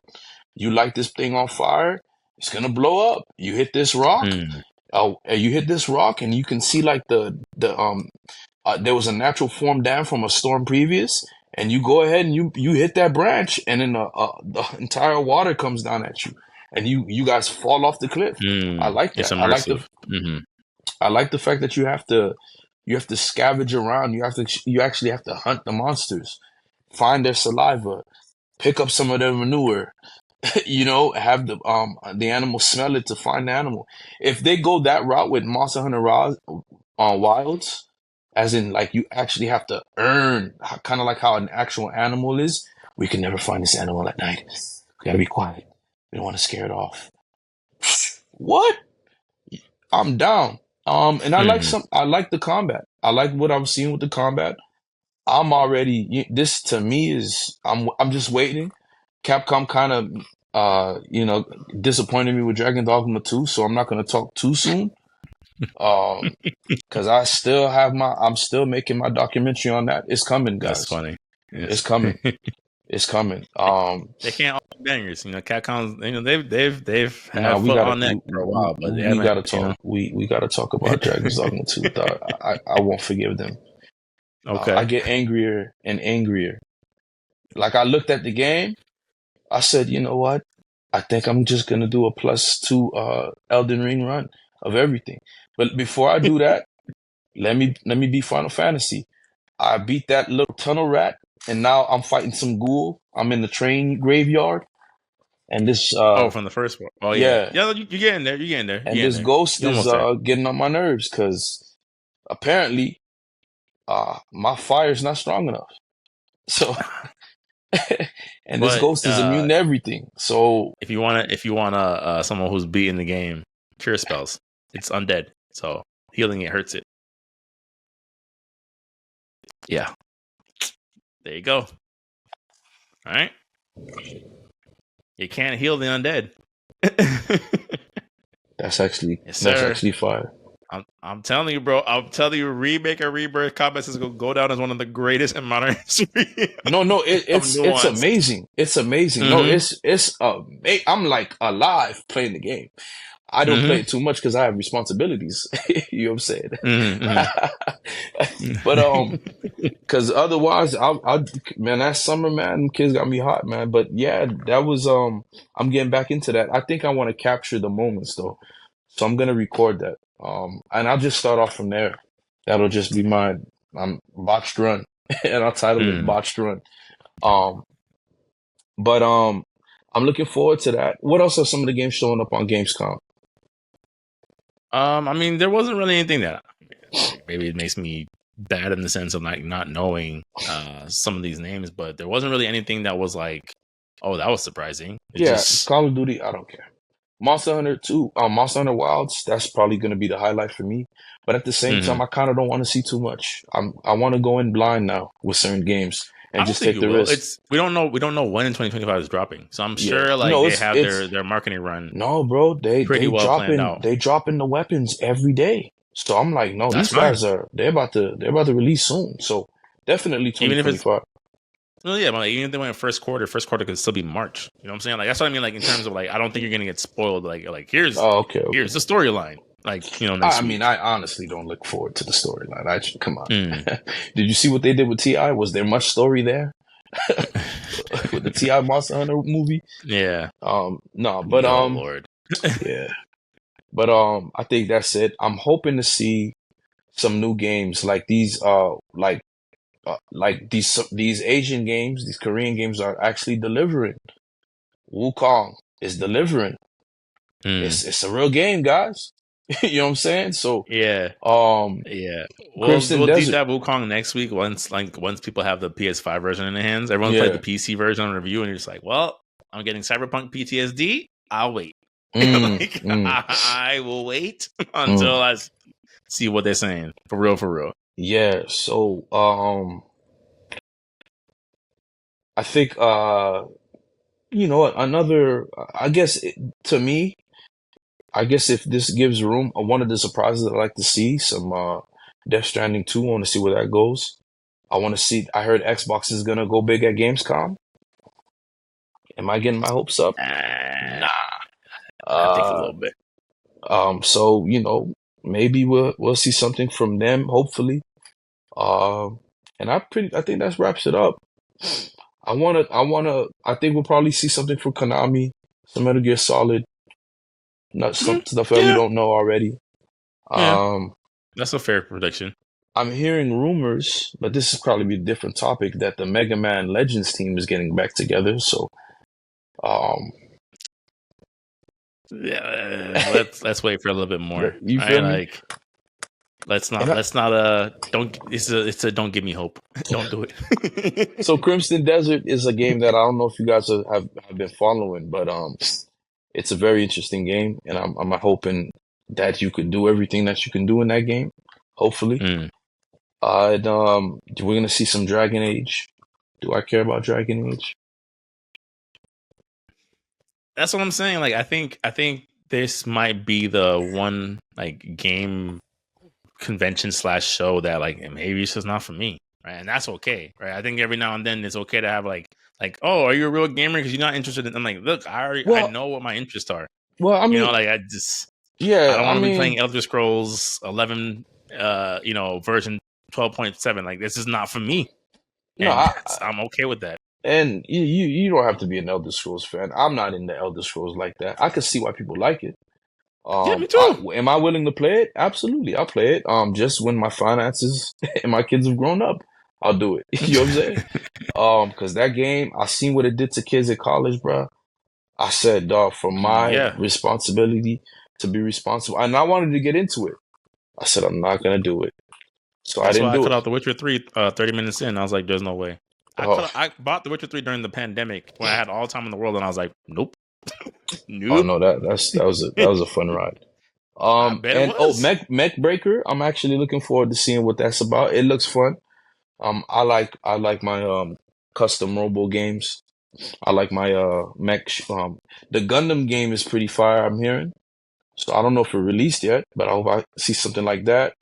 I hope I see something from small companies, man. To be honest with you, you know, I want to see. I want a nice little side scroller beat 'em up. I mean, we might see more about the Power Rangers game that's supposed to come out. That's just the side scroller. Okay, you know, Yeah, stuff who like knows? that. I'm not really expect because it's Gamescom. I think is like a German game base, Yeah, European, yeah, and it so is. you know how those games are gonna be. They're very their games tend to be very Stalker 2. And I'm actually planning to get that game. I find it interesting. And those games tend to be, kind of like more grounded. I'm not a grounded guy. I don't play a game to where I jump 2 feet in the air. I want to do a flip. I want to catch a missile with my You bare want hands and cut to it in break the half. laws of physics a little bit. Yeah, Does a just double jump off nothing. yeah. I want to double jump off nothing.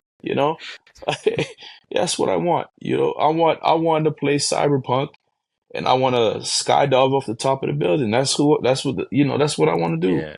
We got to get back to that. Like I feel like that's the other thing that with the critiquing of games has done, where it's like I remember one time somebody did like a whole in-depth breakdown of like Kratos being able to double jump in the God of Wars makes no sense from a physics standpoint. And I was like, you're right, but shut up. Like I don't care that this I don't 240 pound care. man wearing a suit of armor can't double. Like it doesn't. But It doesn't make any sense. But you guys I like accept it. snake-haired Medusa. You know what I'm saying? Y'all Right. accept that if y'all want to be consistent. It doesn't make any sense. But I like it. I don't care that it doesn't. It defies the laws of everything we know to be true. So like, you're so okay with a giant man holding the planet up, but Kratos can't double jump?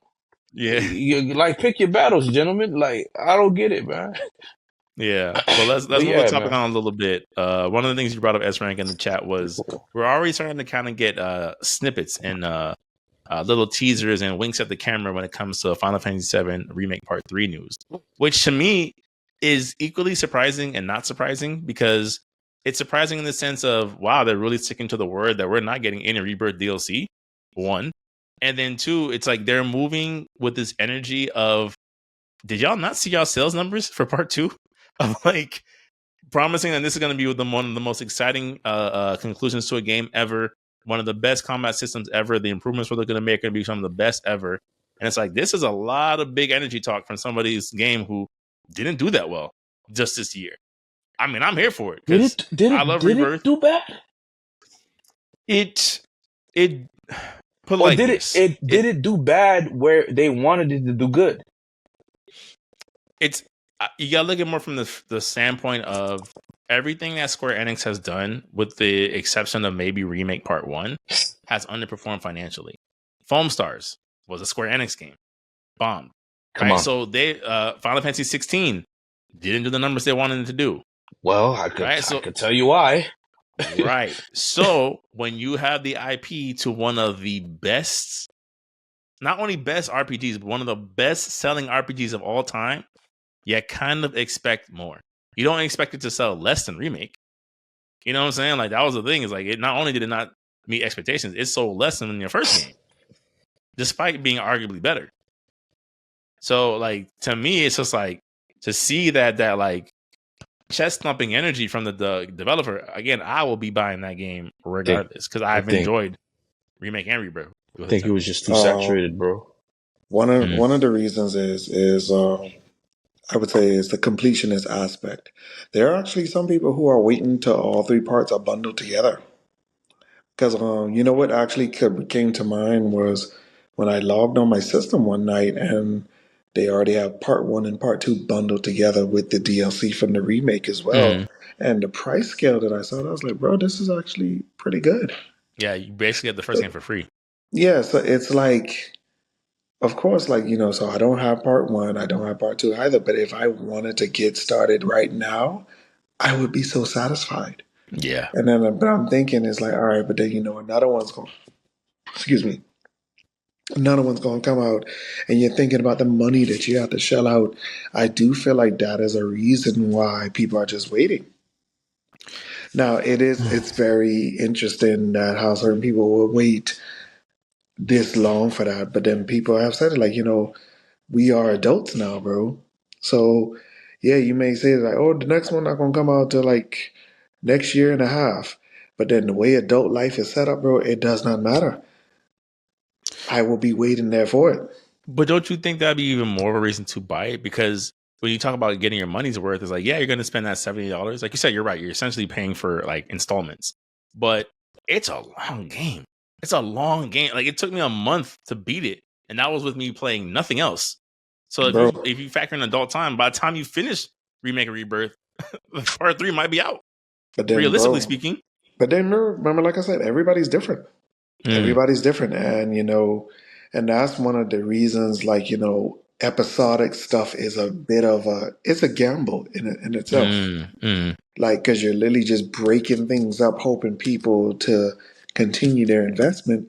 But then look at it now. The market has changed, bro. These things are expensive. They are expensive, bro. Like the actual human aspect of life is really impacting where we are now. I mean, I guess it always did, but now it's like, bro, you feel it. Yeah. You really feel it. Like look at us, bro. Like we wait till Sony has a sale every other 2 weeks or till a month.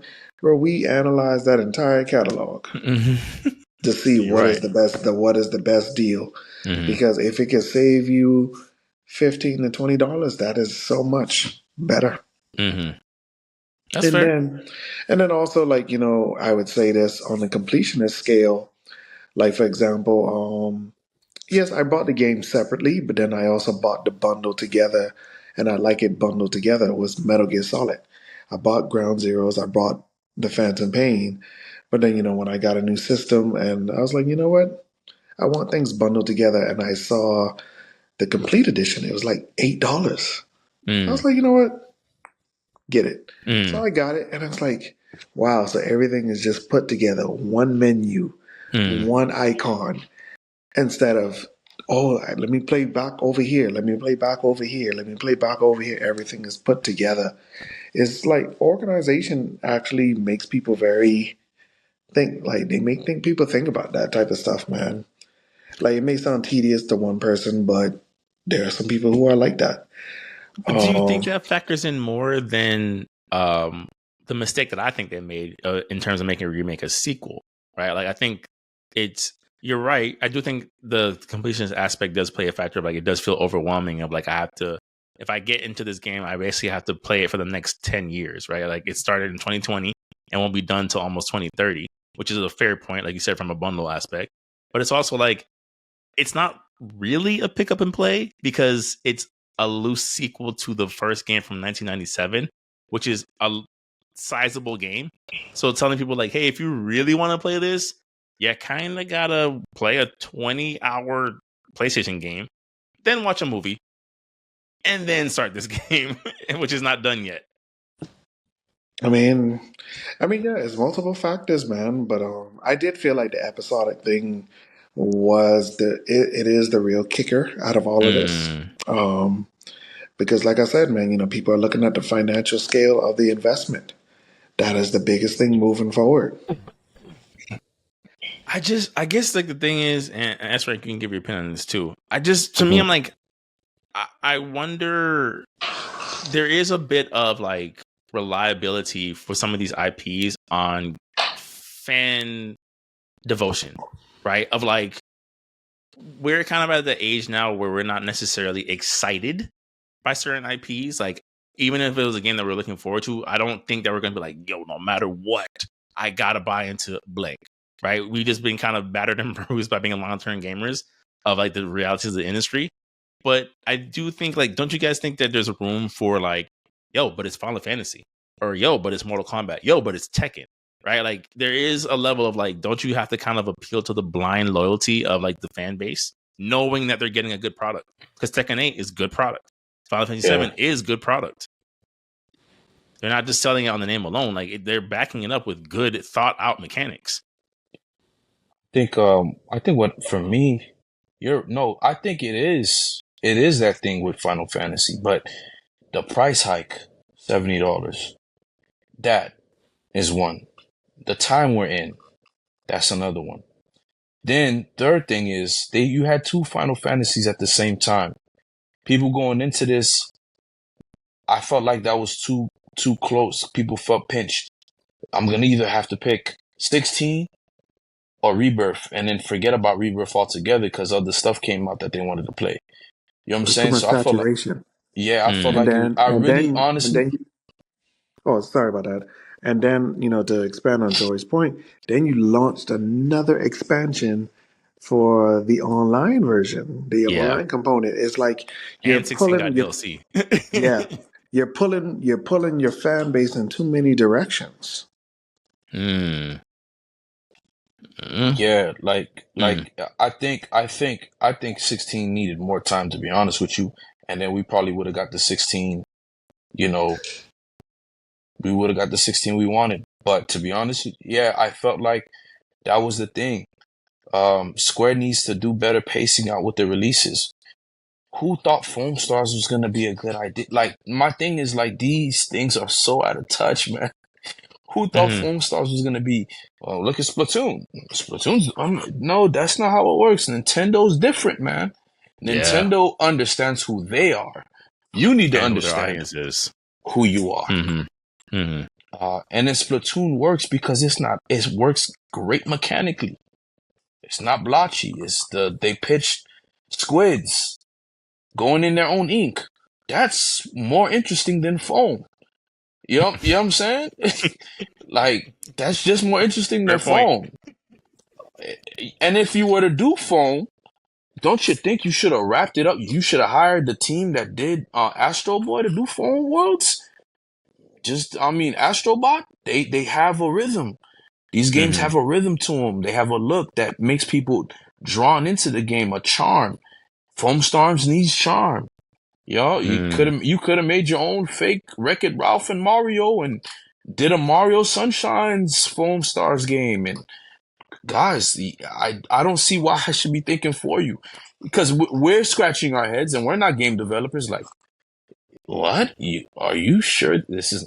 We're not even a part of the meetings, and we know this is not going to work. So, like, I'm just like, what are you guys doing? Who's paying you? Who's paying these marketing guys?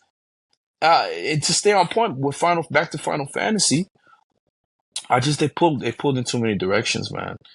I think when you guys had one Final Fantasy for us to choose, the extra core audience, people like me, I would do it. But people like me are only on Steam and PC. They're not on PlayStation. They're not on PlayStation like that. That's fair. That's fair. And I think people like me, I'm gonna play a game no matter what, man. I'm not gonna play $100 game. I'm not gonna play a $150 game. I'll wait. But if it's something for me to pick between 16 and Rebirth, depending on what I want, I would pick, I'd make this one is made by, for me, this one's made by the Devil May Cry guy. Oh, I'm going to get that first before Rebirth. That could wait. That's really what I did. And then it wasn't and it looked what fire. And it looked fire. And it wasn't what I expected it to be, because I was expecting to get that with 15's open world, right? But better. So, and then you waste resources on this game called Forspoken, and it's just like a lot of that energy could have been channeled onto your two things, and that would these spin-offs. You do your spin-offs when you get those games out the way. These games have to launch with perfect accuracy.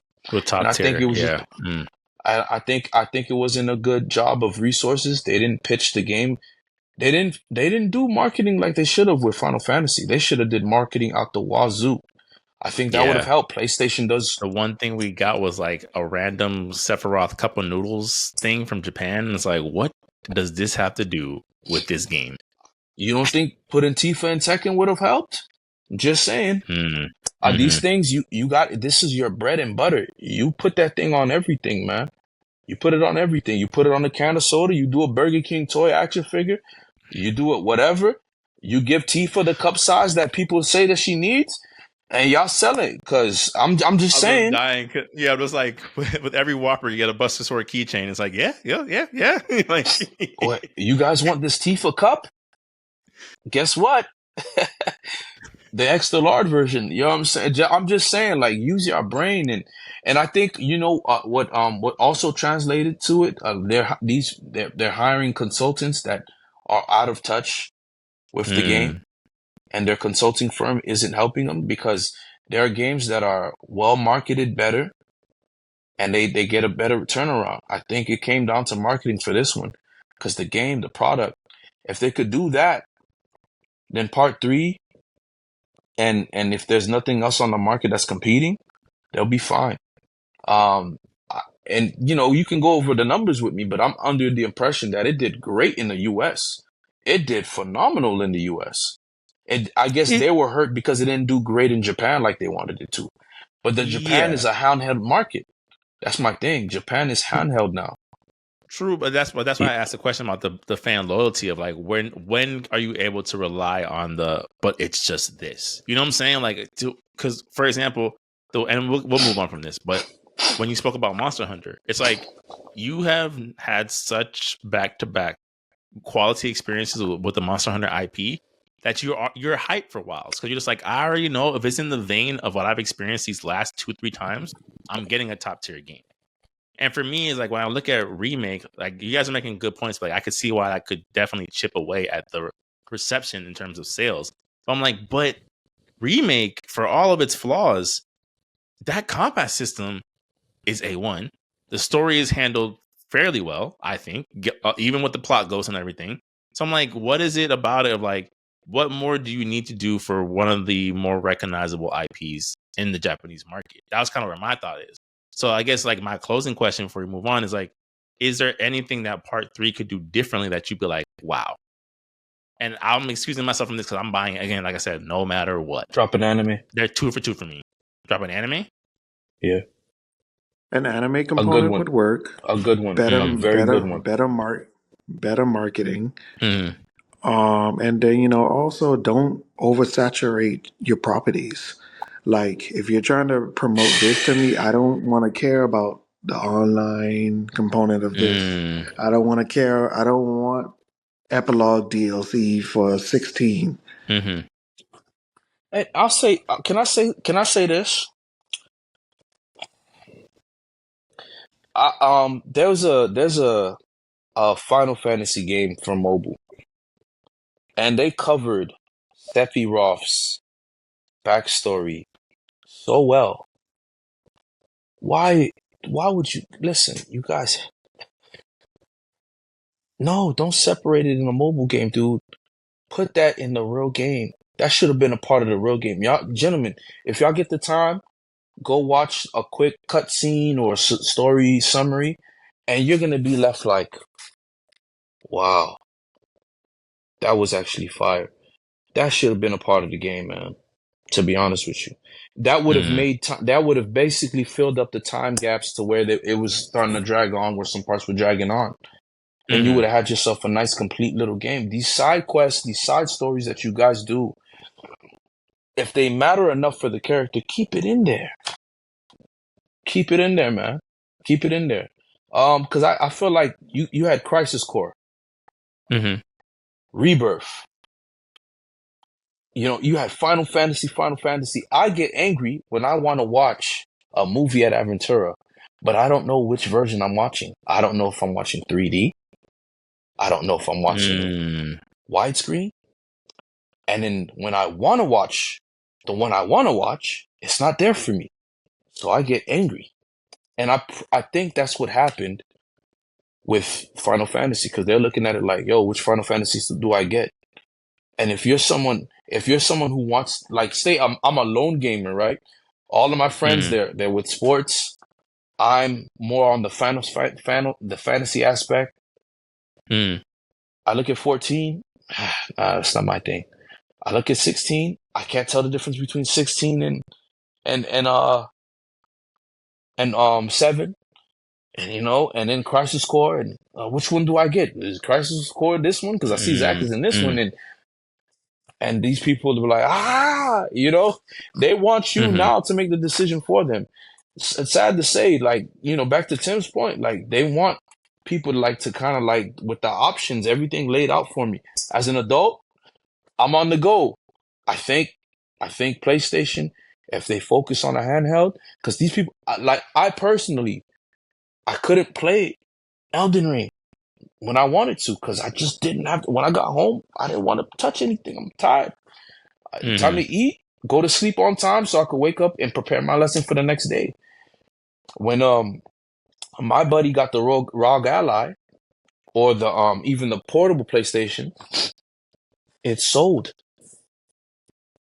It did. It That did. Even though we it kicked sold. it back in, it did sell. Yeah. Even though, yeah, and it sold, right? So now, if they imagine they giving us a better product, they're gonna like, yo, I get to pick this over the PlayStation. I'll get it later.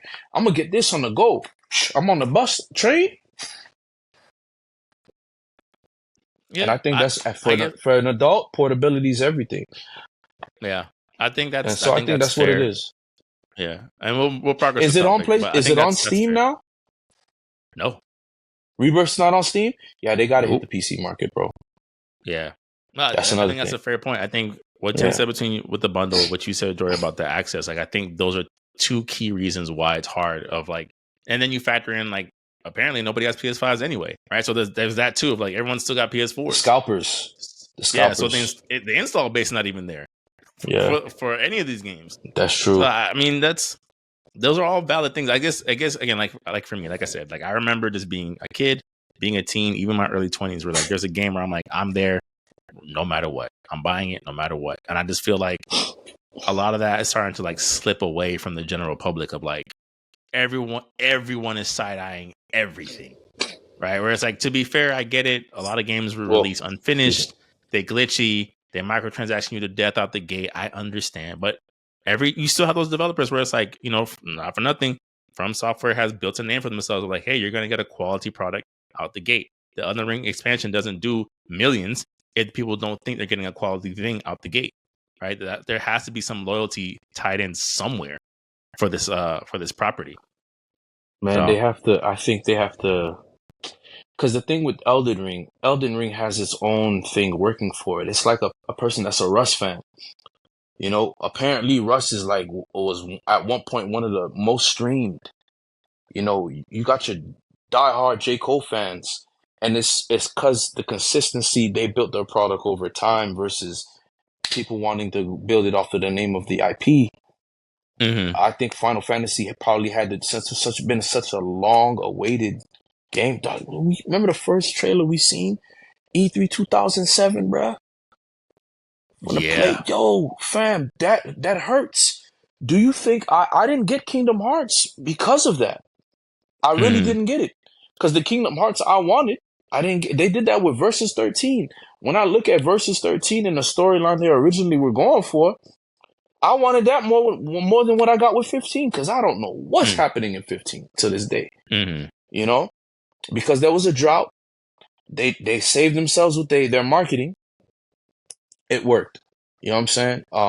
And I don't think doing the comparison to Game of Thrones was not the best thing to do, because Game of Thrones did not end well. So, you know, let's just be real, because that's what left a bad taste in people's mouth nowadays. If your show doesn't finish well, I think that is worth, like, I know we spoke about this like in the group chat off the pod of like, I think that's worth a deep dive topic one day of like, what is the issue with modern Final Fantasy and why is it not connecting with people? Because I do think that is worth exploring. Cause like to me, I'm like, that sounds like a perfect marriage on paper. Game of Thrones meets the tail beast of Naruto. Yeah, the thing is, you're right, but I think we got to move on, bro. We got like three more topics. One more thing. If Final Fantasy has to resonate with how people is, Final Fantasy is what? Saving the Earth. They have to translate that through their campaign, and it'll resonate with people. I think with this generation. For us, you know, we don't care. I'm a Dragon Ball Z any environment I'm in. There's a dust, another specimen right there. You know, but that's just me. So back to Tim's point, I think it just strengthens what me and Tim are saying about marketing, man. Tim, anything else you want to add on? I see you thinking and pondering, because I feel like. No, I'm looking at the time, bro. Okay. We over 2 hours. Okay, all right. Yeah, we'll move on. I don't want to rush past this point, this next topic, but like I will. Tim, you're more of our lore guy than anybody else. Yeah, we have a couple of RIPS, to acknowledge during this pod. The main one being the end of Game Informer. Game Informer, after 33 years, is no longer publishing anything. It's not like it's going online. It is done. May it rest in eternal peace. Tim, what are your thoughts on Game Informer closing its doors forever? Good riddance. Good riddance, really? Yeah, because like I would say good riddance because I used to work at GameStop and I used to hate that I had to sell that to people. Well, Game Informer was a great magazine. No, it was not, bro. Oh yeah, you wasn't a GameStop employee. No, bro. You had to sign up. You had to sign up for that, and we had to sign customers up for that. Oh, I see. It's Yeah, tied to it was negative like a okay. joint. It was like a joint thing. Hmm. Yeah, bro. I mean, but overall, man, it was going to happen because when you really look at it, YouTubers came in and took over that whole industry, bro, of reviews, in depth, even like, mini documentaries. Like, literally, bro, YouTubers did the work for them. There was no need for like pictures and screen grabs of the gameplay and stuff like that. You didn't need that no more. Because even look how they're treated now. Like YouTubers get early access to betas, demos, and copies. Oh yeah, thank you Capcom for this. Oh, thank you Warner Brothers for this. The market changed. Mm-hmm. The market changed, bro. Yeah, I blame Like them. Oh, my fault. Go ahead. like look like for like Maximilian, Mighty Keith, like all these people. It's like they are the ones who are carrying. You could call YouTubers the spiritual successors of Game like Informer, journalism. of Game Informer, gaming journalism, all of those things, man. Because it's not just information; it's also comedy. They do skits, comedy. They do in-depth dive-ins.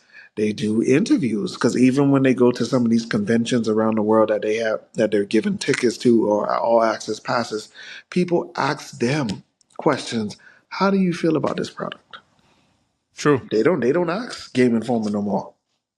And since Game Informer was tied to GameStop, and then GameStop is on its way out as well, is because of the digital market. Like GameStop biggest thing was, oh yeah, you buy this initial copy, but then once you're done with it, bring it back to us. We'll take it. We'll just take it from you. Right. Because At a quarter of the price. they make money off the used game prices. Mm-hmm. But then that also hit the game industry so very hard because everybody was trying to just wait for those used copies to come in. And that really means like the publishers and the developers, they were no longer getting direct funds from those purchases. So of course, as we got deeper into the digital future, especially I remember when Sony said like, hey, yeah, we only going to give you the digital versions of the system. Pissed me off. No, but it made sense though. It made sense because it's time. It was time to cut out the middleman, bro. And it's like it goes to show you that yes, the industry has changed, and it's kind of like if you don't innovate, you just get left behind and you become a relic of the past. Like yes, it has some good issues. I love the Uncharted issue. I love the Arkham City issue. But the thing about it is, bro, the world has changed. There are some people who are data miners now for their YouTube channel. Hey, guess what I found out today? Mm-hmm. That's true. But don't forget, like, share, and subscribe first. Yeah. But do you feel like, I'm asking both of you guys this, do you guys feel like are we losing, or is this like a cyclical thing? Like, are we losing the desire for physical media? Right? Because there's that aspect of it too. Like if you go all digital, it's like it's cool, right? Like it's accessible, it's easy, everyone can kind of get it. You save a file, you put it somewhere. But then you look at, for example, like even like the backlog of Game Informer, like they pretty much cleared the cache on all of it. You can't even read the whole articles online. So like unless you have a physical copy, right? Unless you have a physical copy of that Arkham City, classic cover, where are you putting it? Other than a PNG on your wallpaper. The digital future is being pushed because of all the environmental stuff that's going on in our world, bro. Like forests, environments being totaled and all those other things, that also plays a role in it. Mhm. Now, even in terms of electronic waste, that's a whole different story. But then companies are starting to, they want to cut back on things because you got to think about it. You got to cut down on forwards for these things. You got to Mhm. print it. You got to ship it out, sell it, and then what happens to the copy as of it's old? Like, because I remember when I got rid of mine, I just recycled them. Mm. But then the thing about it is, you don't know how the waste management process works. Like sometimes, bro, I tell people to this day, I still feel like there's a landfill of PS2s out there. I feel like it. After when everybody just got rid of theirs, I just feel like there's just a bunch out there. It's the waste management aspect of it, man. And then like yes, physical media, it has its perks. It has its tangible goodness, but I kind of feel like certain things just don't last the test of time.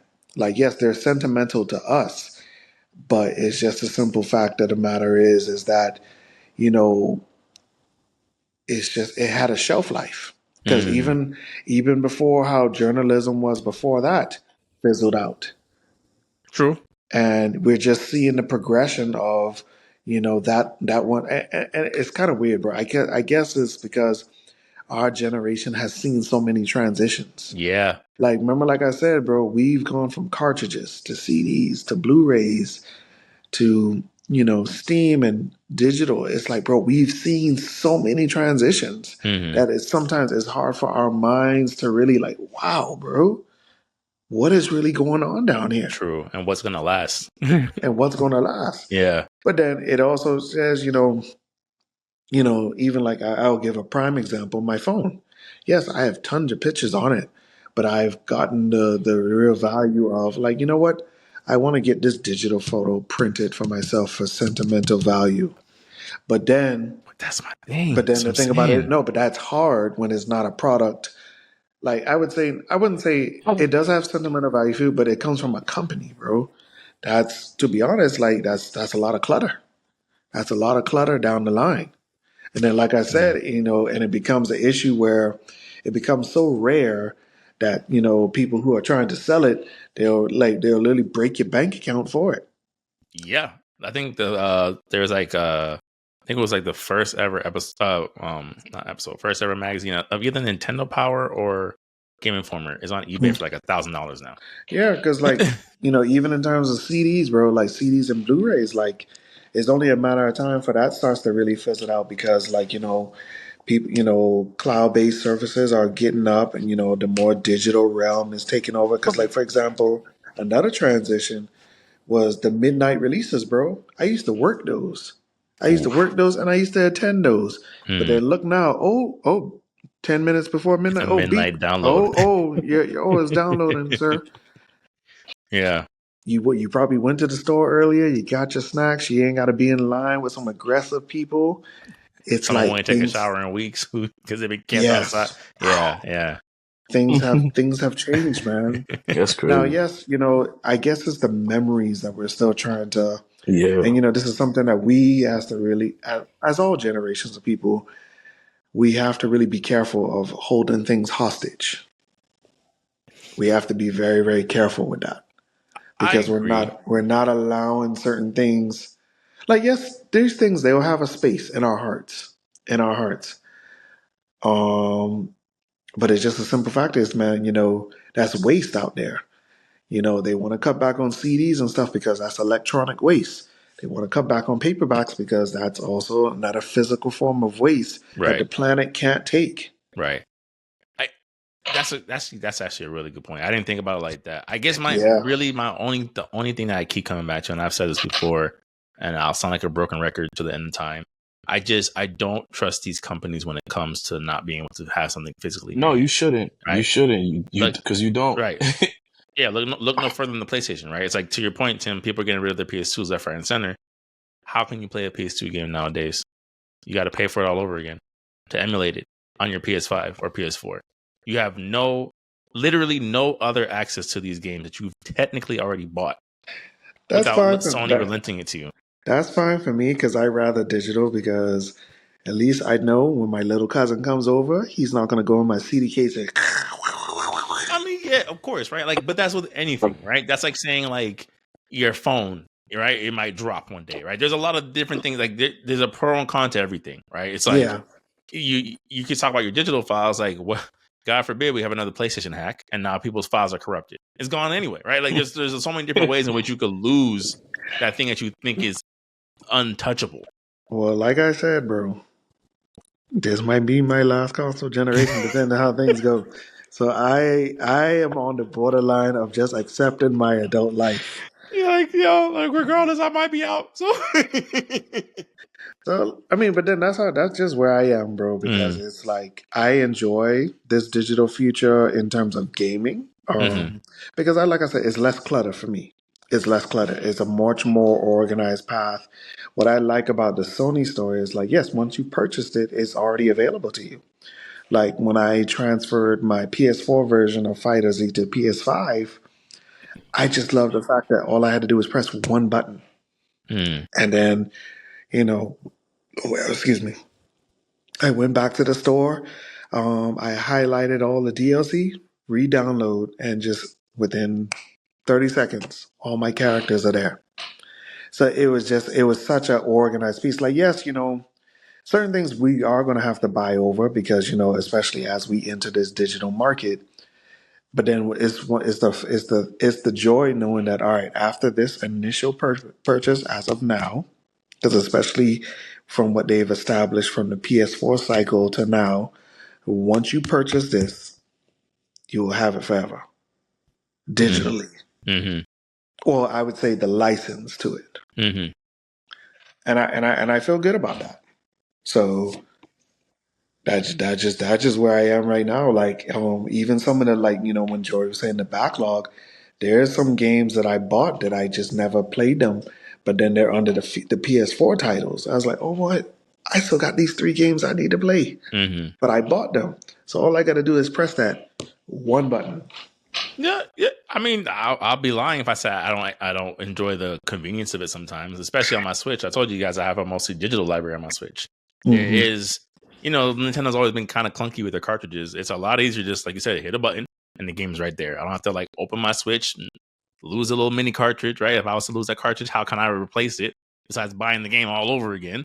So you're right. I just think it's a pro and con, and I just think there is just like my brain of like you said, we've seen a lot of these things where unfortunately the companies have shown that I can't trust their word when it comes to their properties. But then that also goes back to the consumer. All right, if you betray me, I no longer have to give you my dollar. And we have to have, we always been telling people, you need to have that standpoint. Because for me, bro, I remember when somebody robbed my Pokemon Silver from me. I don't ever want to feel that pain ever again, bro. So now the fact that, I got the digital license to whatever games I got moving forward. But yeah, if, God forbid, if something happens to my system, okay, if I have enough resources in a while, I'll get a new one. Just press that download all button one more time, and it's there. It's tedious in certain areas, yes, man, but it's the transitions of the systems, man. It really is. Now, yes, if there are some physical tokens that we do want to take down the road with us, we have to make space for it. Yeah. Like for me, it's photos. Because, a friend brought up a good point. What happened to photo books for families? Everything is on the phone, and we can't trust that too much. Yeah. So, yes, periodically, buy you a digital printer, do what you need to do, and get these photos printed. It's just we have to make space for it, man. Okay. I'm with you. I have no individual thoughts that I need to add on to that. But I mean, to me, it's just RIP Game Informer. I've riddance. always good riddance. Good riddance. I mean, speaking of things that should be in good riddance or looking like it should be in good riddance, Bungie Studios, fellas. Bungie Studios has been going through it. We've been seeing report after report after report that although currently the last installment of DLC for Destiny 2 is doing well, Bungie Studios, for all intents and purposes, is collapsing on itself.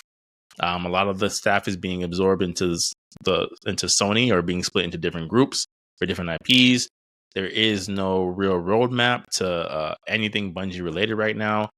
There's been internal reports of, the higher ups focusing on too many upcoming IPs as opposed to reinforcing, the Destiny or anything related properties. And it makes me think of like, do we feel like Sony is getting their money's worth at this point from Destiny and everything that Bungie has to offer?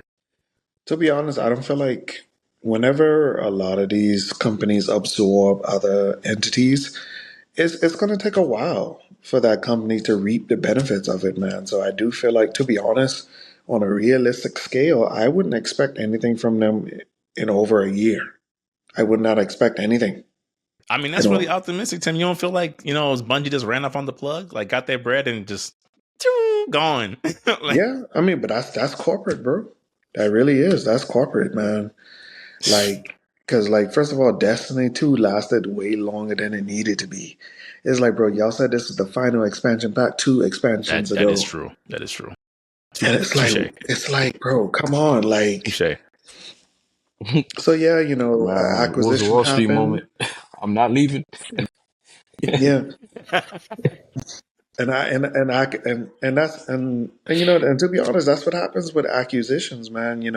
We saw it happen with WB and Discovery. Like, until things sit down, actually, we're still seeing it to this day. It's like things are still wonky because it takes time for things to restabilize. There's people you got to move around.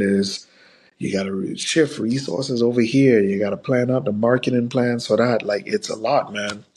And, in the adult world, like, stuff like that almost takes like 1 to 2 years. So, yeah, like, it's going to bank off just like, like I said, there's people who still buying Destiny to this day because they just started it, bro.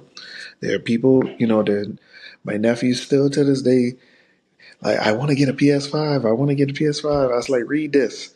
If you can't read that, I'm not buying it. But it's a simple fact that there are people still buying these systems and then they want new entry things. And then of course, they're going to buy that. Oh, a critically acclaimed game. And it's the final edition. They're going to buy it and sell it. That's fair. I mean, I want to play Destiny 2 at some point. I like third-person games. I think it seemed like a solid third-person shooter. The first. It's a first-person shooter? Mm-hmm. No, I thought it was third-person. Mm-hmm. Oh, well. There's third-person elements. Is not. Don't. You want a third-person shooter? Get the what's that game? The Descendants. Descendants. That free-to-play. Okay. The Yeah, first Descendant. The first like Helldivers 2 or something, or like Helldivers 2. Yeah, but yeah, don't. I'll walk it back then. Well, it will never see me. Yep, it's a first person, my boy. Well, S-Rank, what do you think about this whole purchase? Well, you know what's funny? Completely unrelated story to anything. I actually have Destiny 2 for free. Walmart had this deal years and years and years ago where it's like if you bought Battlefront 2, they give you Destiny 2 for free. Why is that? And I got Battlefront 2 and I got Destiny 2. And why is that? Think about it. I don't know, but Destiny 2 has sat there unopened for like 3 years, so I don't know. Yeah. You'll be all right, man. You'll be all right. Yeah. Especially, and you don't got a squad? Yeah, come on. Because some of them missions that you got to do, them runs, them dungeons. Woo. I mean, like I said, it's sat there unopened. I don't got to play it. It's fine. Yeah, so what was your question? I was just saying, like, what do you feel? Do you feel like Bungie has a way to survive its current acquisition? Acquisition. I think it's okay. Because for me, I remember the first runnings. Here's where I had a red flag. The way they left Reach. I was like, wait, this is Reach was probably was gonna probably go down in history as their best Halo, because this is for me. Halo 3. I know a lot of people love it. For me, the animations of Halo 3 were mad comical. They did not age well. Go ahead, watch the cutscenes. They're like, yo, what is this, man? Y'all, you guys never heard of mocap? And then when I saw about the Legendary Edition, and I saw how they did mocap, it was just people that worked in the office doing the cutscenes, and I was just like, no, No, no. You guys sold 2 million in one day? No, guys. I'm sorry. That I just couldn't accept it. So now when Reach came along, it had that Call of Duty-esque movement because Call of Duty mocap is impeccable. You go back to Call of Duty Modern Warfare, they move like real people. You're in that animation. It brings you, it pulls you in. So when I got that from Reach, we're playing Reach, we played a beta. This was the last Halo game that Bungie was said to be working on. And they didn't leave that game in a good state. They didn't do anything else. They just dropped it. And they moved on. That was my red flag. I said, yo, because we're playing the game for months and months at a time. I'm like, yo, when are we gonna get new stages?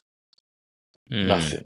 When are we gonna get new? We're playing the same stages. The playlist was like, okay, all I was running into was SWAT. So Reach didn't end well on that aspect. We had to do personal lobbies to have fun on playing Halo Reach. But when I saw how they left the game, I was like, no, this isn't a good sign. I was like, man, that's messed up. And so it's left bittersweet. They're moving on. They're going independent. Fast forward to today, you start to see the trickling of certain things that were taking place that Bungie was doing, that Microsoft was saying, like, you guys are tripping. Hey, they were like, no, you're ruining da-da-da-da. And maybe I can understand the corporate greed got in the way, but you had not Peter Monolith, you had a pretty decent CEO at the time of Xbox 360. He was actually very good. And now you're starting to see where, okay, no, kind of like that Kojima situation, letting Kojima just run off the hinges, and not being grounded. It was kind of that situation. Like, because, okay, Kojima, we understand you want to make a very sci-fi-esque film game, but is it still a game? Right. What is Death Stranding? You know what I'm saying? I came to play a game. It's a metaphor. Excuse me? A $60 metaphor? No, sir. No, sir. And so, I think that's what happened, man, with that game. With that company, you start to see, like, okay, our next big game is called Destiny. I'm like, man, this looks a lot like Halo. Wait, it is Halo. Because they just did a character swap. Because they're like, we can't use the Master Chief's design anymore. We'll create these new these new races and da-da-da-da-da. And you start to see that the same elements. You had the flying monitor called the Spark. And then that's exactly Guilty Spark, called the Guardian. And then you had the Guardian, the Awoken, which is advanced humans. But you already had that in Halo. And I'm like this is just Halo reskin. And the fact that it's not Halo hurts the storyline. It frees it up. Spiritual successor. Spiritual successor. In the loosest of terms. And it loosest of terms, but it hurt. It hurt it.